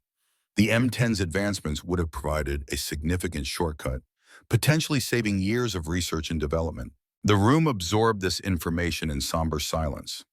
The implications extended beyond criminal conspiracy into the realm of national security and military preparedness. Secretary of Defense Wallace leaned forward, expression troubled. Colonel Harrington, your actions in Poland prevented this technology transfer and rescued our personnel. For that, the nation owes you its gratitude. He paused, choosing his next words carefully. However, the M10 Thunderbolt program represents a significant investment of resources and political capital. What are your recommendations moving forward? It was the question Frank had anticipated since returning from Europe, the reason he had spent countless hours analyzing both the technical data from Carlos Martinez and the combat performance of the recovered prototypes. His answer would potentially shape American armored warfare doctrine for decades to come. The M10 platform has genuine potential, he began, surprising many in the room who had expected outright condemnation from the staunch Abrams defender.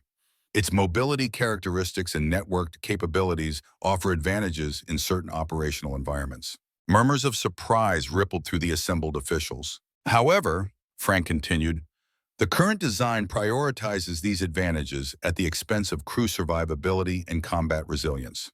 The power distribution system requires fundamental redesign, and the armor protection needs significant enhancement to meet actual battlefield threats. He advanced to the next slide in his presentation, displaying a modified M10 schematic. These are the changes necessary to transform the M10 from an experimental platform to an effective combat system. With these modifications, it could serve as a complementary system to the Abrams, not a replacement. Complementary, echoed Wallace. Please elaborate, Colonel. The Abrams remains unmatched in direct armor engagement, breakthrough operations, and crew survivability. It should continue it as our main battle tank for those mission profiles. Frank gestured to the modified M10 design. This enhanced Thunderbolt would excel in reconnaissance, infantry support, and distributed operations, where the Abrams' size and weight present limitations. The room fell silent as military leaders considered this unexpected middle path, neither a wholesale embrace of new technology nor a rigid defense of existing platforms. What you're suggesting, Blackwood said slowly, is evolving our armored doctrine to incorporate both platforms in complementary roles, rather than a complete transition. Exactly, sir. History has repeatedly demonstrated that evolutionary advancement, building on proven foundations while carefully integrating new capabilities, provides more reliable combat effectiveness than revolutionary leaps. Thompson, who had been invited to the briefing as a military historian, nodded in agreement. The most successful military transitions have always maintained operational continuity while incorporating technological advancement. The abrupt replacement of proven systems has historically led to capability gaps during transition periods. Secretary Wallace studied the proposed modifications with newfound interest. And these changes would address the vulnerabilities exploited in Poland. Yes, sir, Coleman interjected, rising to join Frank at the presentation screen. We've identified 17 critical modifications that would significantly enhance survivability and reliability without compromising the M10's mobility advantages. The cost implications? Approximately 12% increase in unit production cost, Coleman replied, but a projected 30% reduction in life cycle maintenance requirements and substantially improved combat effectiveness. Wallace exchanged glances with Blackwood, a silent communication between civilian leadership and military command. This presents a potential way forward that preserves the investment while addressing the legitimate concerns raised by Colonel Harrington's team. There's one more recommendation, Frank added, advancing to his final slide. The development and testing process requires fundamental reform. The accelerated timeline and limited operational testing directly contributed to the vulnerabilities we discovered. Future programs must include extensive field evaluation under realistic combat conditions, with feedback from experienced operators integrated throughout the development cycle. This recommendation struck directly at the procurement process that had allowed Drake's conspiracy to flourish. The prioritization of schedules and budgets over combat effectiveness and soldier safety. You're suggesting a return to basics, Blackwood observed, letting the operators who will use these systems in combat have greater input in their development. The most expensive tank is the one that fails in battle, General, Frank replied. No amount of budget efficiency justifies sending American soldiers into combat with equipment that cannot perform as required. The room fell silent again, the assembled officials processing both the gravity of the conspiracy they had narrowly prevented and the path forward that Frank had proposed. Finally, Secretary Wallace spoke. Colonel Harrington, I believe your recommendations have merit. I'll present this framework to the President and the National Security Council as our proposed path forward. He paused, adding with genuine respect, your experience and judgment have proven invaluable in this situation. The nation is fortunate to have officers of your caliber serving in critical moments. As the briefing concluded and officials began filing out of the room, General Blackwood approached Frank privately. That was unexpected, Thunder. I thought you'd recommend scrapping the M10 program entirely. Frank shook his head slightly. That would be as short-sighted as replacing the Abrams prematurely. Technology advances, warfare evolves. Our responsibility is ensuring that evolution serves the warfighter, not the other way around. Blackwood nodded thoughtfully. There's another matter we should discuss, your scheduled retirement. Sir? The Secretary and I believe your experience would be invaluable in implementing these recommendations. We'd like to offer you a new position, heading up a specialized unit focused on armored doctrine development and technology integration. Blackwood's expression was earnest. Nobody understands the balance between tradition and innovation better than you've demonstrated throughout this crisis. Frank hadn't anticipated this development. After 35 years of service, he had been preparing for the transition to civilian life, perhaps consulting or teaching at one of the military academies. This offer represented something different, a chance to directly shape the future he had fought to protect. I'll need to consider it, sir. Of course. Blackwood extended his hand. Whatever you decide, your handling of the situation has been exemplary. You've saved American lives and protected critical technology, all while identifying a path forward that preserves our combat effectiveness. As Frank left the Pentagon that evening, The setting sun cast long shadows across the iconic building's facades. He found Martinez waiting near the visitor parking area, leaning against his vehicle with the casual posture of a man comfortable in his own skin. "How'd it go in there?" Martinez asked as Frank approached. "Better than expected. They're accepting the compromise proposal, keeping both platforms in complementary roles." Martinez nodded approvingly. The best of both worlds. Traditional tank warfare capabilities with the Abrams, plus the mobility advantages of the modified M10. If they implement it properly, Frank gazed back at the Pentagon, its massive structure housing the complex machinery of American military power. That's always the challenge, turning good ideas into effective execution. "Speaking of which," Martinez said, opening his car door, "there's someone who wants to thank you personally." Inside the vehicle sat Captain Carlos Martinez, looking tired but relieved. The young officer had spent the intervening weeks in protective custody, his whistleblower status simultaneously making him a hero to some and a pariah to others within the defense establishment. "Colonel Harrington," Carlos said, extending his hand as he emerged from the car, "I can't thank you enough for what you did. When I provided that data, I never imagined it would lead to preventing treason at that level." Frank shook the offered hand firmly. "You showed extraordinary courage, Captain, the kind of moral backbone the military needs in its officer corps." "What happens now, to the program, I mean?" "Evolution rather than revolution," Frank replied. "The M10 will be redesigned to address the vulnerabilities you identified, deployed alongside the Abrams rather than replacing it." Carlos nodded thoughtfully. "A better outcome than I expected, honestly. The platform has potential if they fix the fundamental flaws. That's what they've committed to doing." Frank studied the young officer, seeing in him the same dedication to principle that had guided his own career. "What about you? What's next after the dust settles?"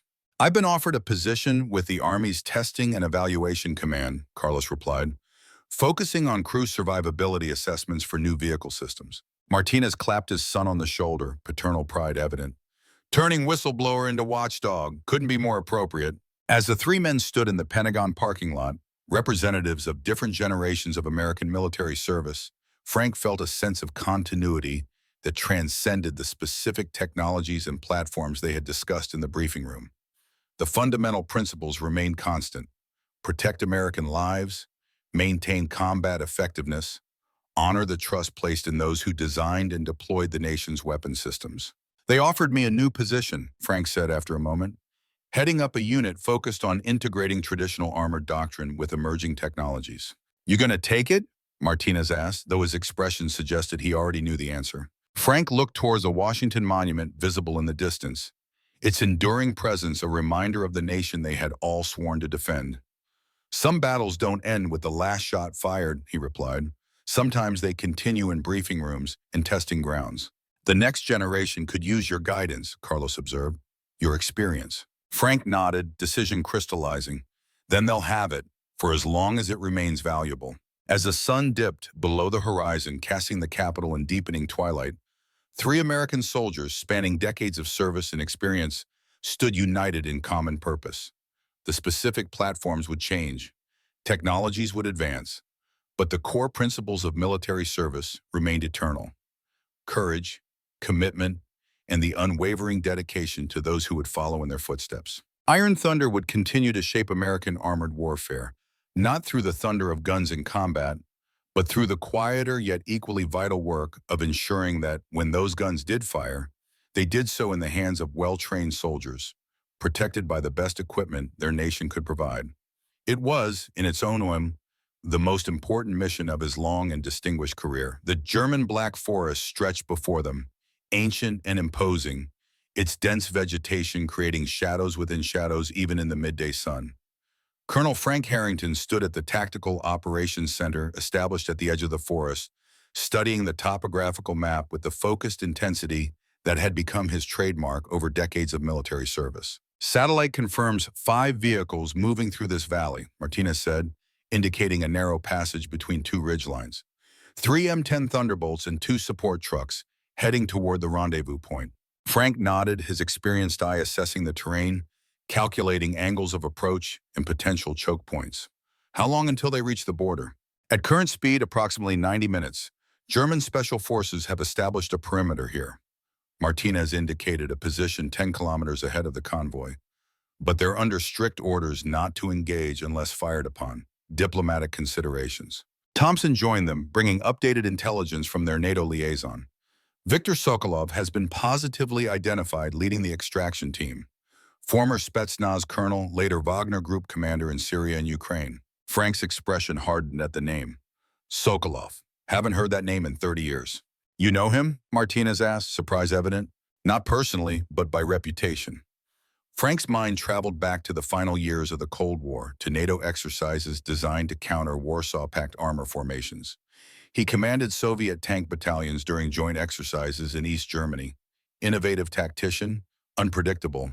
Our intelligence analysts studied his maneuvers extensively. And now he's running an extraction operation with stolen American technology, Thompson observed grimly. Frank straightened, decision made. We intercept at this ridge, he said, pointing to an elevated position that overlooked the valley route. The terrain narrows there, forces them to slow down. 3 M1A2 Abrams should be sufficient to block their advance. Colonel Weber of the German Special Forces approached, his expression reflecting both professional respect and diplomatic caution. Colonel Harrington, my government has authorized positioning of blocking forces, but engagement protocols remain restrictive. We cannot initiate combat on German soil without clear hostile action. Understood, Colonel. We'll position for containment, not direct confrontation. Frank's tone conveyed confidence, even as his mind calculated the risks. The priority is recovery of American technology without international incident. Weber nodded, satisfied with the approach. My teams will secure the flanking positions, prevent any attempt to bypass the main road. As the German officer returned to his units, Coleman joined the planning group, tablet in hand displaying the latest technical analysis. The recovered M10 prototype has yielded additional data on potential vulnerabilities, she reported. The electromagnetic cannon requires a 20-second recharging cycle between shots at full power.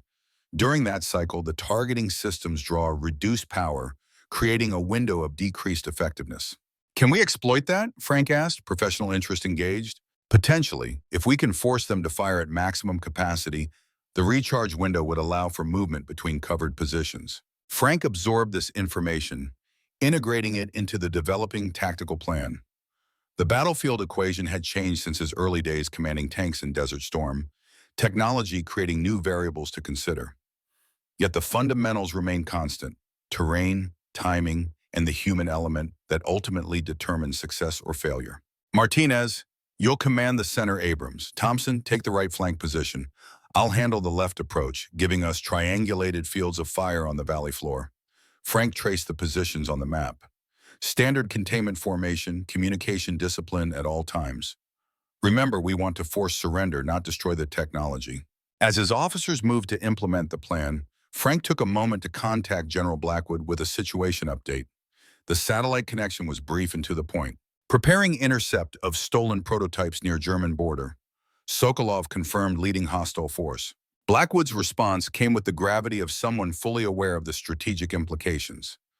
Authorization confirmed for necessary measures to prevent border crossing. The President has been briefed. State Department has secured German cooperation for limited operation. Understood, sir. One more thing, Thunder. Intelligence indicates Sokolov may have modified the stolen M10s with Russian countermeasures technology. Be prepared for capabilities beyond standard specifications. Frank acknowledged the warning, ending the transmission as Martinez returned with confirmation that the Abrams tanks were moving into position. 3 of America's premier battle tanks, crewed by experienced operators, positioned to intercept stolen next-generation technology. The irony wasn't lost on Frank as he moved toward his assigned vehicle. The M1A2 Abrams welcomed him with familiar confines, the commander's position offering the visibility and control that had been his professional home through 3 wars. As he settled into the seat, muscle memory engaged with the controls and systems, decades of experience allowing him to become one with the machine in ways that transcended mere operation. All stations, Thunder actual, he spoke into the communication system. Comms check. Thunder 2 operational, came Martinez's voice.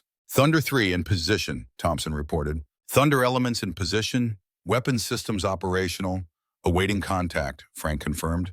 The battlefield calm settling over him as it had countless times throughout his career. Through the advanced optics, he observed the valley floor where the convoy would soon appear. The black forest created natural channeling terrain, forcing vehicles to follow established routes between the dense trees and uneven ground. An ideal setting for the intercept operation they had planned. Contact. 5 vehicles approaching from the south, Martinez reported. Approximately 2 kilometers in closing. Confirmed visual, Frank responded, adjusting his optics to maximum magnification. 3 M10 Thunderbolts in combat configuration, 2 support trucks. Maintain position, weapons tight. The convoy moved with professional discipline, maintaining proper spacing and security awareness. Frank noted the lead M10's modified profile, evidence of the Russian adaptations Blackwood had warned about. Sokolov had clearly wasted no time integrating his own technology with the stolen American designs. Thunder elements, prepare to initiate containment on my mark, Frank ordered, calculating the optimal moment to reveal their presence. Remember, objective is surrender and recovery, not destruction. He waited until the convoy had fully committed to the narrow section of valley, the steep forested ridges preventing easy withdrawal or deviation. When the lead vehicle reached the predetermined waypoint, Frank gave the command. Execute containment.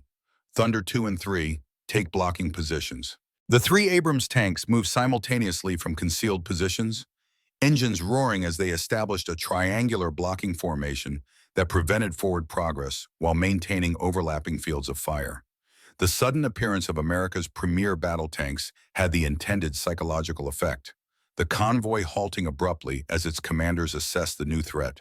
Frank activated the external communication system, his voice projecting across the valley with authoritative clarity. Attention convoy commander, this is Colonel Frank Harrington, United States Army. You are transporting stolen American military technology. Power down your vehicles and surrender immediately. For several tense moments, the convoy remained motionless, no response forthcoming. Then the lead M10's hatch opened and a figure emerged, standing confidently atop the stolen prototype. Even at distance, the man's military bearing was unmistakable, the posture of someone accustomed to command. Colonel Harrington, came the reply, the voice carrying a slight Russian accent despite excellent English. What an unexpected pleasure.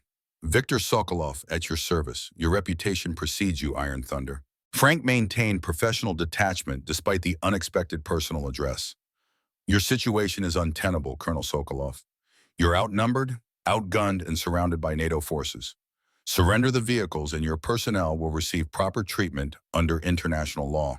Sokolov's laugh carried across the valley. Outnumbered? Perhaps. Outgunned? That remains to be seen. Your M10 Thunderbolts are impressive machines, Colonel. With our modifications, they may surprise you. As if to emphasize his point, the lead M10's turret rotated smoothly, its electromagnetic cannon tracking Frank's position with precision that confirmed the targeting systems remained fully operational. That would be most unwise, Colonel Sokolov, Frank responded, his Abrams main gun maintaining unwavering aim at the Russian commander. Whatever modifications you've made, they won't overcome 3 Abrams tanks in defensive positions. Perhaps not, Sokolov acknowledged, but technology isn't everything in warfare, as you well know. Sometimes the unexpected proves decisive. Without warning, the support truck's canvas coverings were thrown back, revealing mobile missile platforms previously concealed beneath. The ambush had been prepared with careful calculation, transforming what had appeared to be logistics vehicles into combat assets. All units incoming, Frank warned as the missile platforms oriented toward their positions. Evasive maneuvers. The Black Forest erupted with the controlled chaos of modern armored combat. Missiles streaked toward the American positions, forcing the Abrams tanks to utilize their defensive systems and mobility. Frank's tank reversed sharply down the ridgeline, using terrain for partial cover as active protection systems engaged incoming projectiles. Thunder 2, flank left. Engage missile platform, Frank ordered, professional calm masking the surge of combat adrenaline. Thunder 3, maintain overwatch on M10s. The Abrams' legendary mobility proved decisive in the initial exchange, the massive tanks moving with surprising agility across the difficult terrain. Martinez executed a perfect flanking maneuver, his tank appearing at an unexpected angle to destroy one missile platform with a precisely placed main gun round. The M10 Thunderbolts advanced during this exchange, their electromagnetic cannons firing with devastating effect against the forest cover that partially concealed the American positions. Trees shattered under the hypervelocity projectiles, forcing Frank to continuously reposition to avoid being targeted. Thunder elements, they're making a break for the northern exit, Thompson reported, his tank engaging the second missile platform with coaxial machine gun fire, attempting to bypass our blocking position. Frank assessed the rapidly evolving battlefield, making the split-second decisions that had defined his career. Thunder 3, maintain pressure on support elements. Thunder 2, circle back to blocking position. I'll engage the M10s directly. His Abrams surged forward, turbine engine howling as it powered through the forest underbrush toward an intercept position. The lead M10, personally commanded by Sokolov, detected the approach and rotated to engage. For a moment, two generations of American armored warfare faced each other across the German forest floor. The traditional Abrams, battle-proven through decades of combat, versus the revolutionary M10 Thunderbolt, representing a technological leap forward despite its flaws. The M10 fired first, its electromagnetic cannon launching a projectile that passed close enough to Frank's turret to register on impact sensors. The Abrams responded instantly, main gun booming as it sent a 120mm sabot round down range with the accuracy that had made it feared on battlefields worldwide. The round struck the M10's forward armor at an angle, defeating some of the protective layers but not penetrating completely. Coleman's analysis had been correct, Frank noted. The prototype's armor was insufficient against modern anti-tank rounds, but Sokolov's modifications had apparently enhanced its resilience. 20-second recharge window, Frank reminded himself, using the opportunity to reposition while the M10's main weapon recycled. Thunder elements, focus fire on lead vehicle, target tracks and weapon systems. The three Abrams coordinated their assault with practiced efficiency, centuries of combined crew experience evident in their synchronized movements. Thompson's tank appeared on the opposite ridge, catching the Russian formation in a crossfire that limited their maneuverability. Colonel Harrington, Sokolov's voice came through the communication channel again. I must commend your tactical acumen. Using outdated equipment to such effect against superior technology is impressive. Superior technology only matters when properly employed, Frank replied, directing his gunner toward the M10's vulnerable rear quadrant, and when it actually works as designed. As if on cue, one of the pursuing M10s suddenly lost power, its electrical systems failing catastrophically just as Carlos Martinez had predicted under combat stress. The prototype rolled to a stop, defenseless against the converging American tanks. One down, Martinez reported, crew abandoning vehicle. Secure the prototype, Frank ordered. Thunder 3, cover their withdrawal. Sokolov, recognizing the deteriorating situation, executed a desperate gambit. His M10 accelerated directly toward Frank's position, attempting to close distance and negate the Abrams' range advantage. The third prototype provided covering fire, its electromagnetic cannon creating havoc across the battlefield as projectiles shredded the forest around them. Frank responded with the calm precision that had made him legendary among tank commanders. Gunner, heat, enemy tank, center mass. The Abrams rocked as its main gun fired, sending a high-explosive anti-tank round directly into the approaching M10's path. Sokolov attempted evasive maneuvers, but the terrain limitations proved decisive. The round impacted just beneath the turret ring, exploiting the vulnerability Coleman had identified in her analysis. The M10 shuddered to a halt, smoke pouring from damaged systems, its revolutionary design compromised by fundamental engineering flaws that no battlefield modifications could fully address. Frank observed through his optics as a Sokolov emerged from the disabled vehicle, military professionalism evident even in defeat as he directed his crew to safety. Final M10 attempting to withdraw northeast, Thompson reported, his tank already moving to intercept. Disable only, Frank reminded him. We need the technology intact. The last functioning prototype didn't make it far. Caught between Thompson's approaching Abrams and the German Special Forces positions on the ridge, its crew recognized the futility of continued resistance. The vehicle powered down, hatches opening as personnel emerged with hands raised. All M10 prototypes secured, Martinez confirmed. Enemy forces contained. Frank allowed himself a moment of satisfaction as he surveyed the battlefield through his commander's viewport.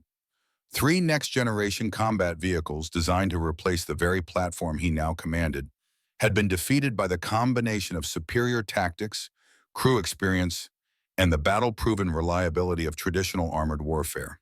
As he emerged from his tank to coordinate the security operation, Frank found himself face to face with Viktor Sokolov. The Russian commander stood with dignified military bearing, despite his circumstances, regarding Frank with professional respect rather than animosity. "Colonel Harrington," Sokolov said, offering a formal nod that stopped just short of a salute. "It seems the stories of Iron Thunder's tactical prowess were not exaggerated." "You miscalculated, Colonel," Frank replied, maintaining professional courtesy despite the nature of their confrontation. "No technology can compensate for fundamental tactical principles properly applied." "Perhaps," a thoughtful expression crossed Sokolov's weathered features, "or perhaps I accomplished exactly what was required of me." Before Frank could question this cryptic statement, Colonel Weber approached with urgent news. "Colonel Harrington, we're receiving reports of another convoy crossing into Czech territory, approximately 50 kilometers east. Similar vehicle profiles to what we engaged here." Frank's eyes narrowed, and understanding dawning. A diversion. This entire operation was a diversion. Sokolov's slight smile confirmed the assessment. "As I said, Colonel, sometimes the unexpected proves decisive.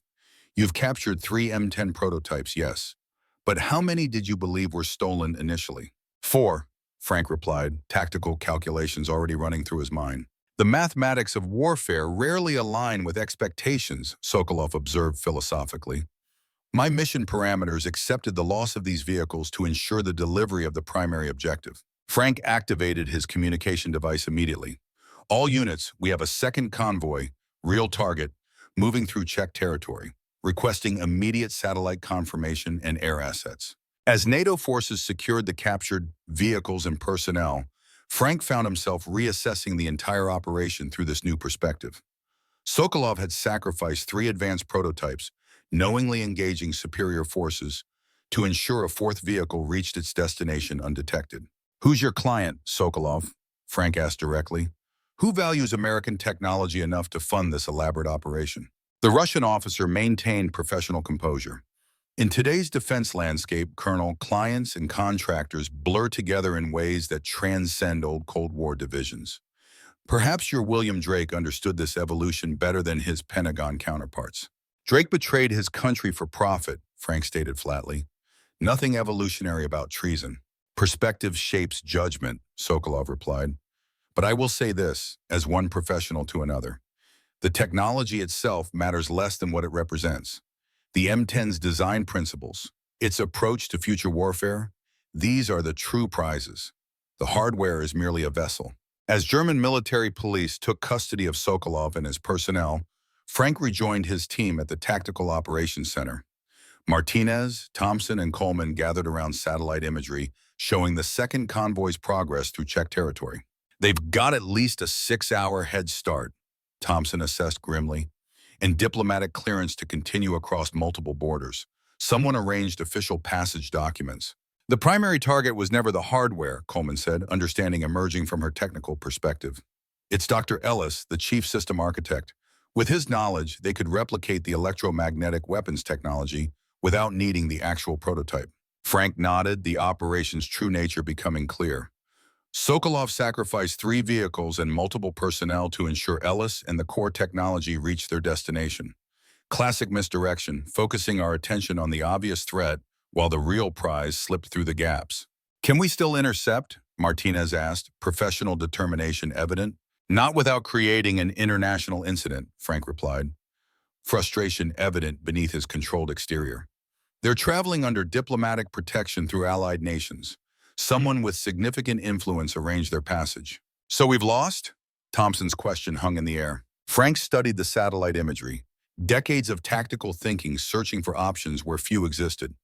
"We've secured 3 advanced prototypes and captured a high-value Wagner Group commander. Not a complete victory, but not a total defeat either." He activated the secure communication line to Pentagon Command, preparing to deliver a complex assessment rather than the clear victory they had initially believed. The modern battlefield extended far beyond the traditional front lines, encompassing political, diplomatic, and technological domains that complicated even the most straightforward military operations. As night fell over the Black Forest, Frank stood outside the temporary command post, gazing at the stars visible between the ancient trees. The day's battle had demonstrated both the enduring value of traditional armored warfare and the evolving nature of international conflict. The Abrams tanks had proven their worth once again, defeating supposedly superior technology through the combination of solid engineering, crew experience, and tactical application. Yet Sokolov's partial success suggested a changing landscape where victory and defeat were no longer clearly defined, where multiple objectives operated simultaneously across different domains. The battlefield of the future would require warriors who understood both traditional combat principles and these emerging complexities. With renewed determination, Frank returned to the command post. The mission had evolved, but its fundamental purpose remained unchanged. Protect American interests, secure critical technology, and hold accountable those who had betrayed their oaths for personal gain.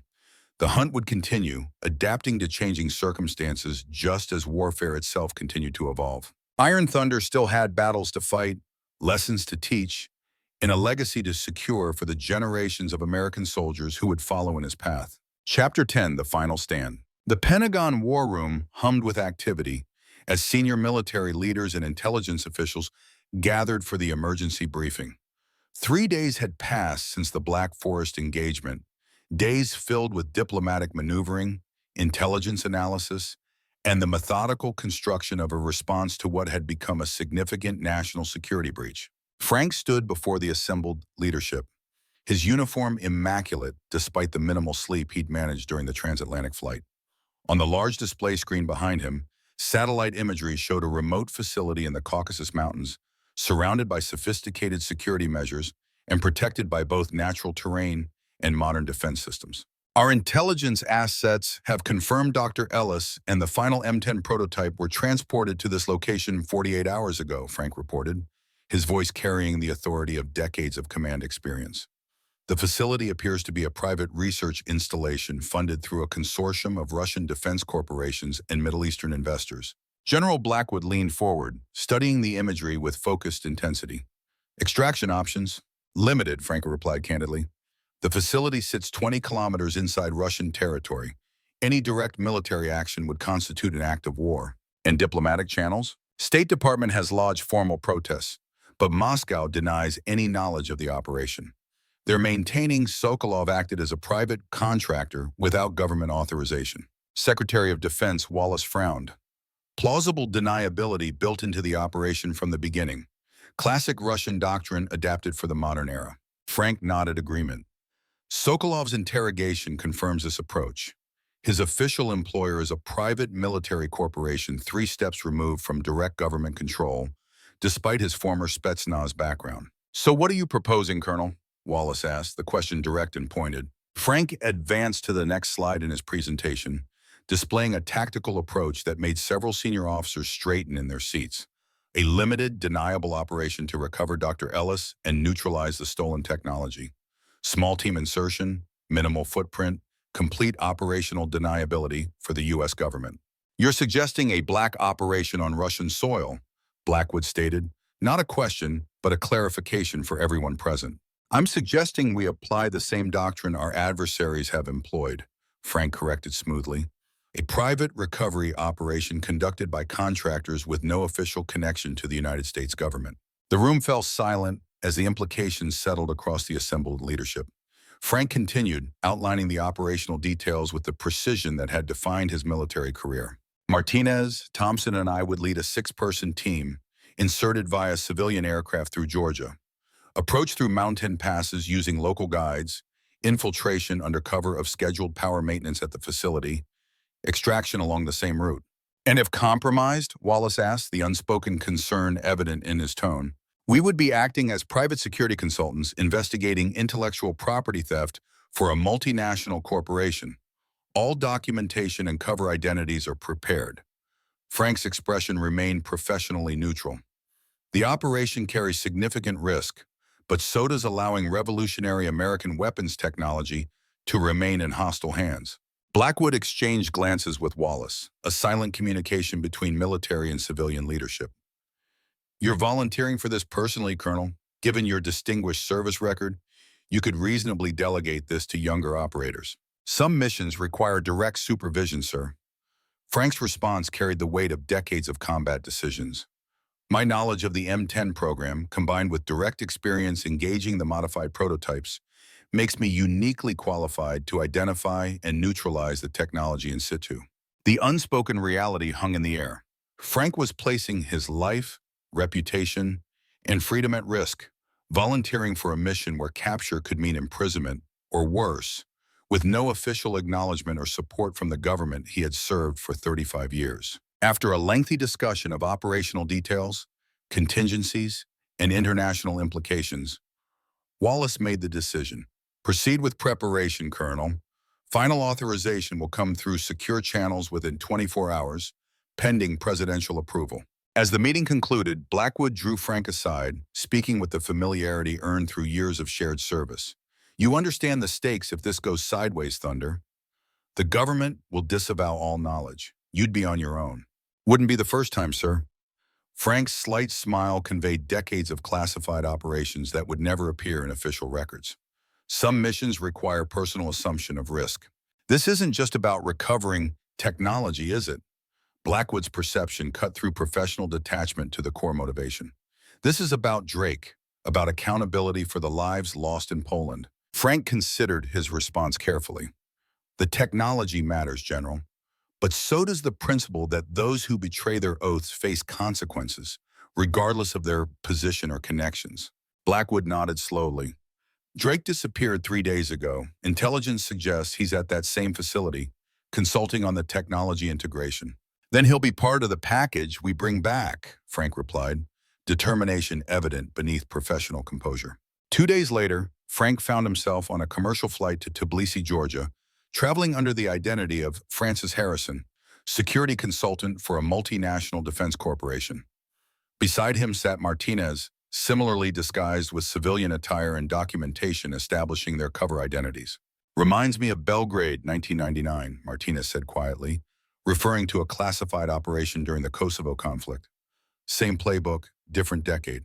Frank nodded slightly. Some methods remain effective despite technological advancement. Human intelligence, direct action when necessary. You think Ellis is cooperating willingly? The question addressed concerns they'd both harbored since the operation began. Intelligence assessments suggest coercion rather than willing participation. His family remains under protection in the United States, giving him little incentive for voluntary cooperation. Their conversation paused as flight attendants passed through the cabin. When they resumed, Martinez addressed the question that had gone unspoken throughout the planning process. If we find the prototype operational with Russian modifications already integrated, we follow the predetermined protocol, Frank replied. Complete neutralization of the technology, regardless of its condition. Nothing returns to Russian control. The mission that followed would never appear in official records. A ghostly operation conducted in the shadows between acknowledged military action and covert intelligence gathering. The 6-person team moved through Georgia with the anonymity of experienced operators, utilizing local guides only where necessary, maintaining the fiction of corporate security consultants investigating intellectual property theft. The Caucasus Mountains provided both challenge and opportunity. Their rugged terrain creating natural infiltration routes that bypassed conventional security measures. Frank led the team with the confidence earned through decades of special operations experience before his transition to armored warfare. Every movement calculated to minimize detection while maintaining operational tempo. On the 4th night, they reached the observation position overlooking the research facility, its security perimeter illuminated against the mountain darkness. Through high-powered optics, Frank observed personnel movements, security rotations, and the specialized equipment being transported between buildings. Target confirmation, Thompson whispered, focusing his observation device on a figure moving between the main research building and the security barracks. That's William Drake, matching known physical parameters and movement patterns. Frank adjusted his own optics, confirming the identification. The program director, whose ambition and greed had cost American lives, now walked freely among those who had purchased his treason, apparently unconcerned about consequences or accountability. And there's our primary objective, Martinez added, indicating another figure under obvious security escort. Dr. Ellis appears physically unharmed but under constant supervision. Frank completed his assessment of the facility's vulnerabilities, identifying their optimal approach vector and timing. The operation would proceed during the scheduled maintenance period the following night, when external power would temporarily switch to backup generators, creating momentary disruptions in security systems during the transition. The infiltration itself proceeded with the methodical precision that characterized operations conducted by experienced professionals. Utilizing the mountainous terrain for concealment, the team approached from the facility's blind spot, bypassing perimeter sensors with specialized equipment provided through unofficial channels before the mission launched. Frank led the approach to the main research building, moving with the controlled efficiency that had defined his entire military career. Within 20 minutes, they had breached the exterior, neutralizing 2 security personnel with non-lethal methods before proceeding to the central laboratory complex. There they found both primary objectives. Dr. Ellis working under guard on the final M10 prototype, its systems partially disassembled for analysis and replication. And observing from a supervisory position, William Drake, accompanied by Russian technical specialists analyzing the electromagnetic weapon components. The team executed the predetermined containment protocol, securing the room with minimal force while maintaining operational security. Drake's expression transformed from shock to calculation as he recognized Frank despite the tactical gear and facial concealment. "Colonel Harrington," he said, recovering his composure with remarkable speed, "I should have anticipated your involvement. Always the loyal soldier, even when the mission lacks official sanction." Frank ignored the provocation, focusing on Dr. Ellis, who appeared physically exhausted but otherwise unharmed. "Doctor, you're being extracted. Prepare for immediate departure." Ellis nodded gratefully, relief evident in his expression. "They've been forcing me to explain the calibration processes for the electromagnetic acceleration systems. I've delayed as much as possible, introduced subtle errors in the specifications." "Patriotic resistance," Drake commented with evident disdain. "How quaint. Do you really think it matters? The technology principles are what count, not the specific implementation details. Russian engineers will solve the calibration issues eventually." Frank turned his attention to Drake, professional detachment masking the deeper contempt he felt for the man's betrayal.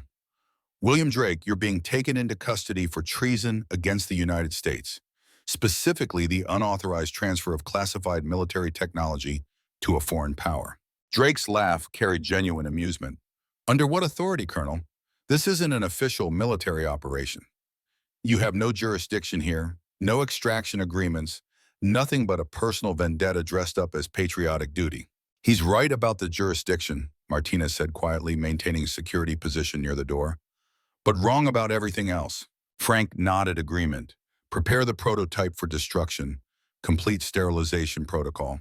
The team moved with practiced efficiency, placing specialized charges at critical points throughout the M10 systems, focusing particularly on the proprietary components that represented the greatest technological value. Drake watched with growing alarm as they systematically prepared to destroy what he had sacrificed his career and honor to deliver. "You can't do this," he protested. "Do you have any idea what this technology is worth? The advancements it represents for warfare evolution?" "I know exactly what it's worth," Frank replied, his voice carrying the weight of the lives lost in Poland. "That's why I'm ensuring it doesn't remain in unauthorized hands." As the team completed preparations for both the technology destruction and personnel extraction, the facility's alarm suddenly activated, piercing sirens accompanied by automated security protocols engaging throughout the complex. "Perimeter breach detected," Thompson reported from his security position. "Multiple vehicles approaching from the access road. Professional military formation, not standard security." Frank processed this development instantly, tactical options recalculating in real time. "Accelerate destruction timeline, prepare for immediate extraction, alternate route Charlie." Drake's expression shifted to one of smug satisfaction. "Special response team from the nearby military base. Did you really think a facility of this importance wouldn't have rapid reaction capabilities? Your extraction just became significantly more complicated, Colonel." "Perhaps," Frank acknowledged, completing the final preparations for the prototype destruction, "but the primary mission objectives remain achievable." With practice of precision, he activated the destruction sequence, specialized charges detonating in controlled succession throughout the prototype's critical systems. The electromagnetic cannon, the power distribution networks, the classified targeting systems, all rendered permanently inoperable through carefully calibrated destruction rather than crude explosives. As the prototype's technology was systematically destroyed, Frank turned his attention to the extraction phase, now complicated by approaching security forces. Package secured, technology neutralized. All elements prepare for extraction, maintaining custody of both packages. Drake's confident expression faltered slightly as he realized he would be forcibly returned to American jurisdiction rather than remaining with his Russian clients. You're making a significant mistake, Harrington. The people I work with now won't stop at national boundaries or legal jurisdictions to protect their interests. Neither will I, Frank replied simply, the statement carrying the weight of a career spent defending American interests regardless of personal cost. The extraction that followed would become the subject of classified debriefings and intelligence analyses for years afterward, a masterclass in adaptability and tactical excellence conducted by veteran operators against superior numbers. Using the mountainous terrain, specialized equipment, and the confusion created by the prototype's destruction, Frank's team executed a fighting withdrawal that neutralized pursuit without causing fatalities that might escalate the international implications. Hours later, across the Georgian border, they reached the predetermined extraction point where unmarked vehicles waited to transport them to secondary extraction assets. Throughout the operation, Frank maintained direct custody of William Drake, ensuring the architect of the technology transfer would face justice for his actions. As they approached the extraction vehicles, Drake made a final attempt to undermine the operation's success. You've recovered Ellis and captured me. Congratulations. But the technical documentation remains. The Russians have already begun replicating the core technologies. Your mission is ultimately futile. Frank regarded him with the steady gaze of someone who had confronted complex threats throughout a long career. The mission was never about preventing technological advancement, Drake. It was about accountability, about establishing that betrayal carries consequences regardless of position or connections. Principles over pragmatism, Drake observed with evident disdain. The luxury of those who don't understand how the modern world actually functions. No, Frank corrected, his voice carrying the weight of decades of service and sacrifice, the foundation upon which everything else depends. Without principles, without accountability, technological advantage becomes meaningless. As they boarded the extraction vehicles to begin their journey home, Frank reflected on the operation's significance beyond its immediate objectives. They had recovered Dr. Ellis, captured William Drake, and destroyed the stolen prototype. But more importantly, they had demonstrated that the fundamental principles of military service, the commitment to accountability and integrity, remain relevant even in an age of evolving warfare and blurred jurisdictional boundaries. Iron Thunder had completed perhaps his final battlefield mission, not commanding a massive tank formation, but leading a small team of dedicated professionals in defense of the values that had defined his entire career. The technology would evolve, warfare would transform, but the core principles of honor, commitment, and accountability would remain constant, passed from one generation of American warriors to the next. Chapter 11. Legacy of Steel. Arlington National Cemetery stretched before them, marble headstones in perfect alignment across the gently rolling hills, a solemn testament to American service and sacrifice through generations of conflict. Frank stood at attention beside the podium, his dress uniform adorned with the medals and ribbons earned through 35 years of distinguished service. 6 months had passed since the Caucasus operation, months filled with classified debriefings, congressional testimony behind closed doors, and the systematic dismantling of the conspiracy William Drake had orchestrated. Justice had been served through quiet procedures that would never see public acknowledgement, accountability enforced without the international complications that would have accompanied more transparent processes. Today marked Frank's official retirement ceremony, conducted with the dignity and tradition befitting his rank and service. General Blackwood approached the podium, his expression reflecting both professional respect and personal regard for the officer whose career he had followed for decades. Colonel Franklin Harrington's service record speaks for itself, Blackwood began, addressing the assembled military personnel and family members. From Desert Storm through Iraq and Afghanistan, his leadership in armored warfare operations established new standards of excellence that will guide the next generation of commanders. Frank maintained proper military bearing as Blackwood continued, though his mind briefly drifted to the men and women who had served under his command through the years, particularly those who had made the ultimate sacrifice. Their memory remained his most sacred responsibility, their legacy part of his own. Beyond his combat record, Colonel Harrington's contributions to armored doctrine development, his unwavering commitment to the soldiers under his command, and his moral courage in challenging circumstances represent the highest traditions of military service. Blackwood continued. His recent efforts to ensure American military technology remains secure while evolving to meet future threats demonstrate the strategic vision that has characterized his entire career. The carefully worded reference to the classified operations surrounding the M10 program brought Frank back to the present moment.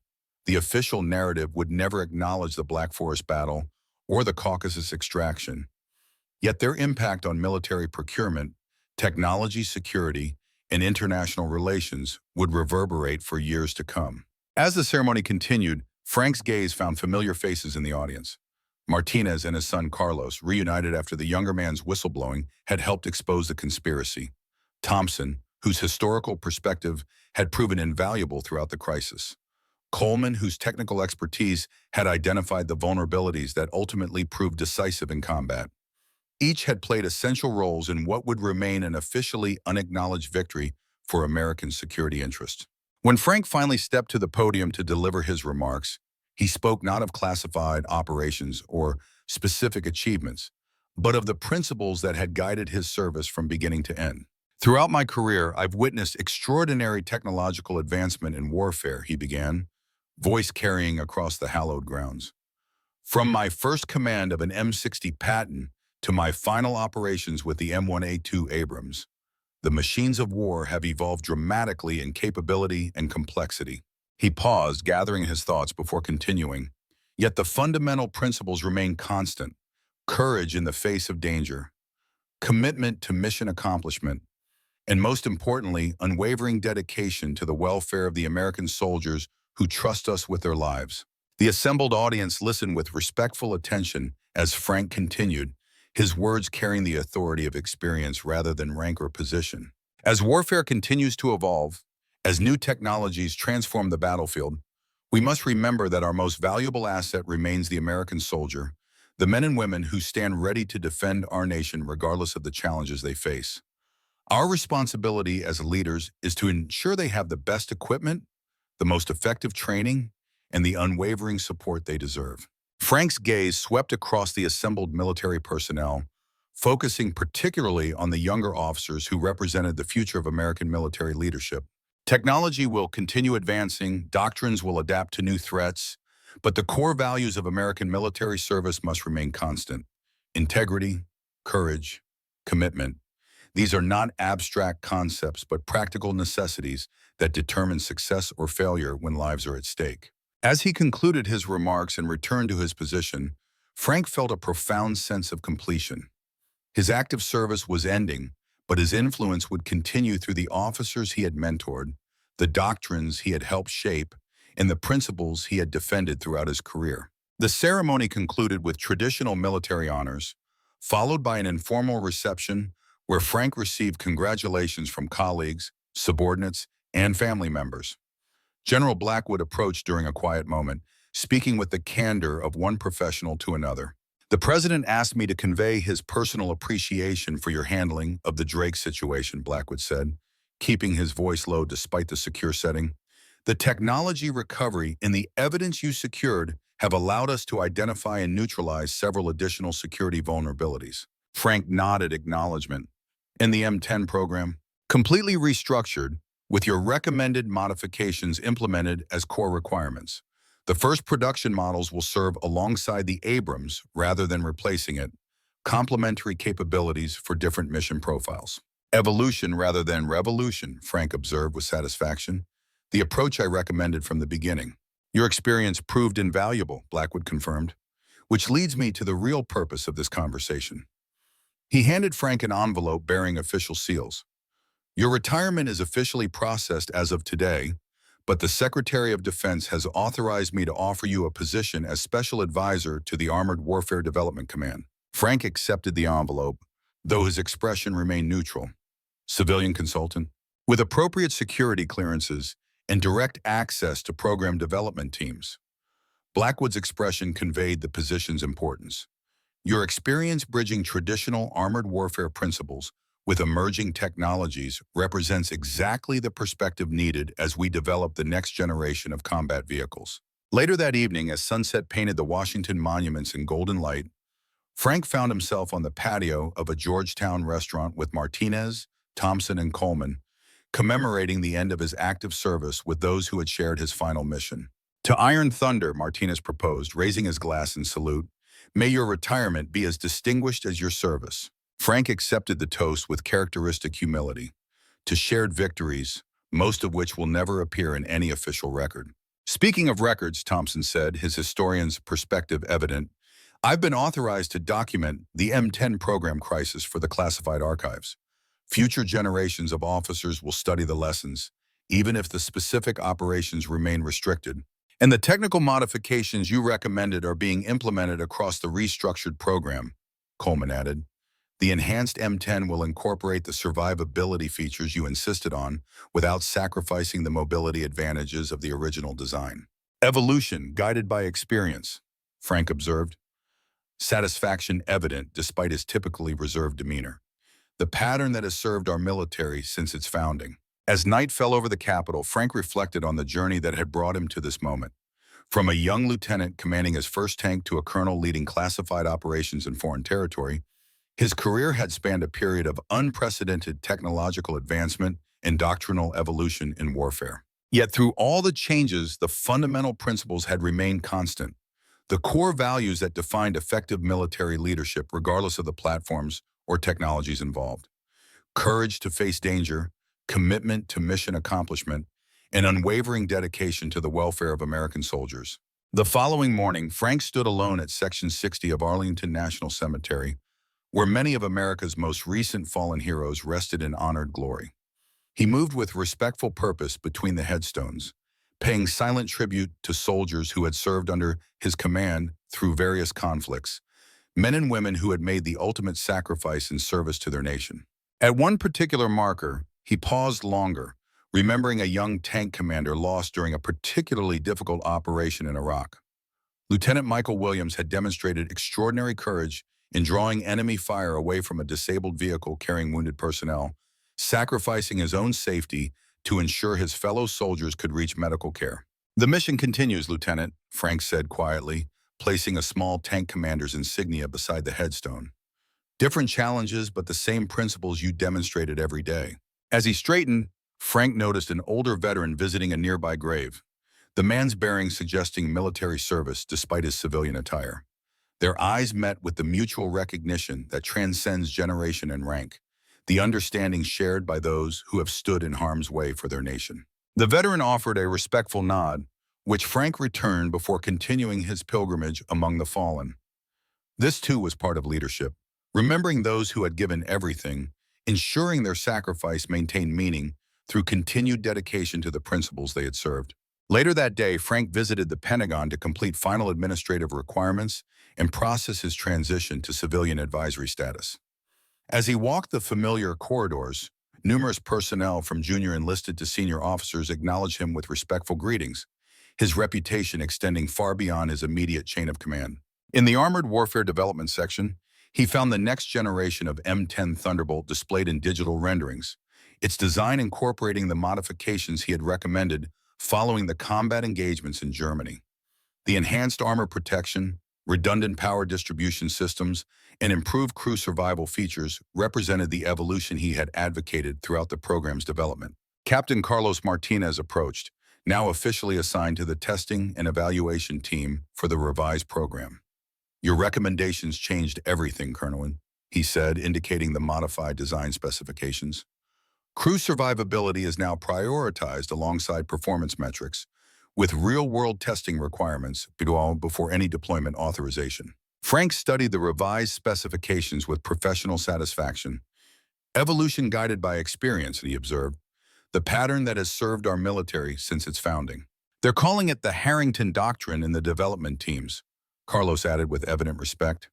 "Technology advanced through innovation, validated by experience, deployed with proven principles." Frank accepted this unexpected legacy with characteristic humility. Throughout his career, he had focused on mission accomplishment rather than personal recognition, on principles rather than accolades. That his approach would continue influencing military development after his retirement represented the most meaningful acknowledgement of his service. As he prepared to leave the Pentagon, Frank paused at a window overlooking the ceremonial parade ground where an Abrams tank stood on display, its massive form representing decades of American armored warfare evolution. Beside it, space had been prepared for the eventual addition of the enhanced M10, the complementary capabilities of both platforms representing the balanced approach he had advocated throughout the recent crisis. Iron Thunder's active service had concluded, but his influence would continue through the doctrines he had helped shape, the officers he had mentored, and the principles he had defended throughout his distinguished career. In a world of rapidly evolving technology and emerging threats, those principles would remain constant, guiding the next generation of American warriors as they adapted to future challenges while honoring the timeless values of courage, commitment, and unwavering dedication to their sacred mission.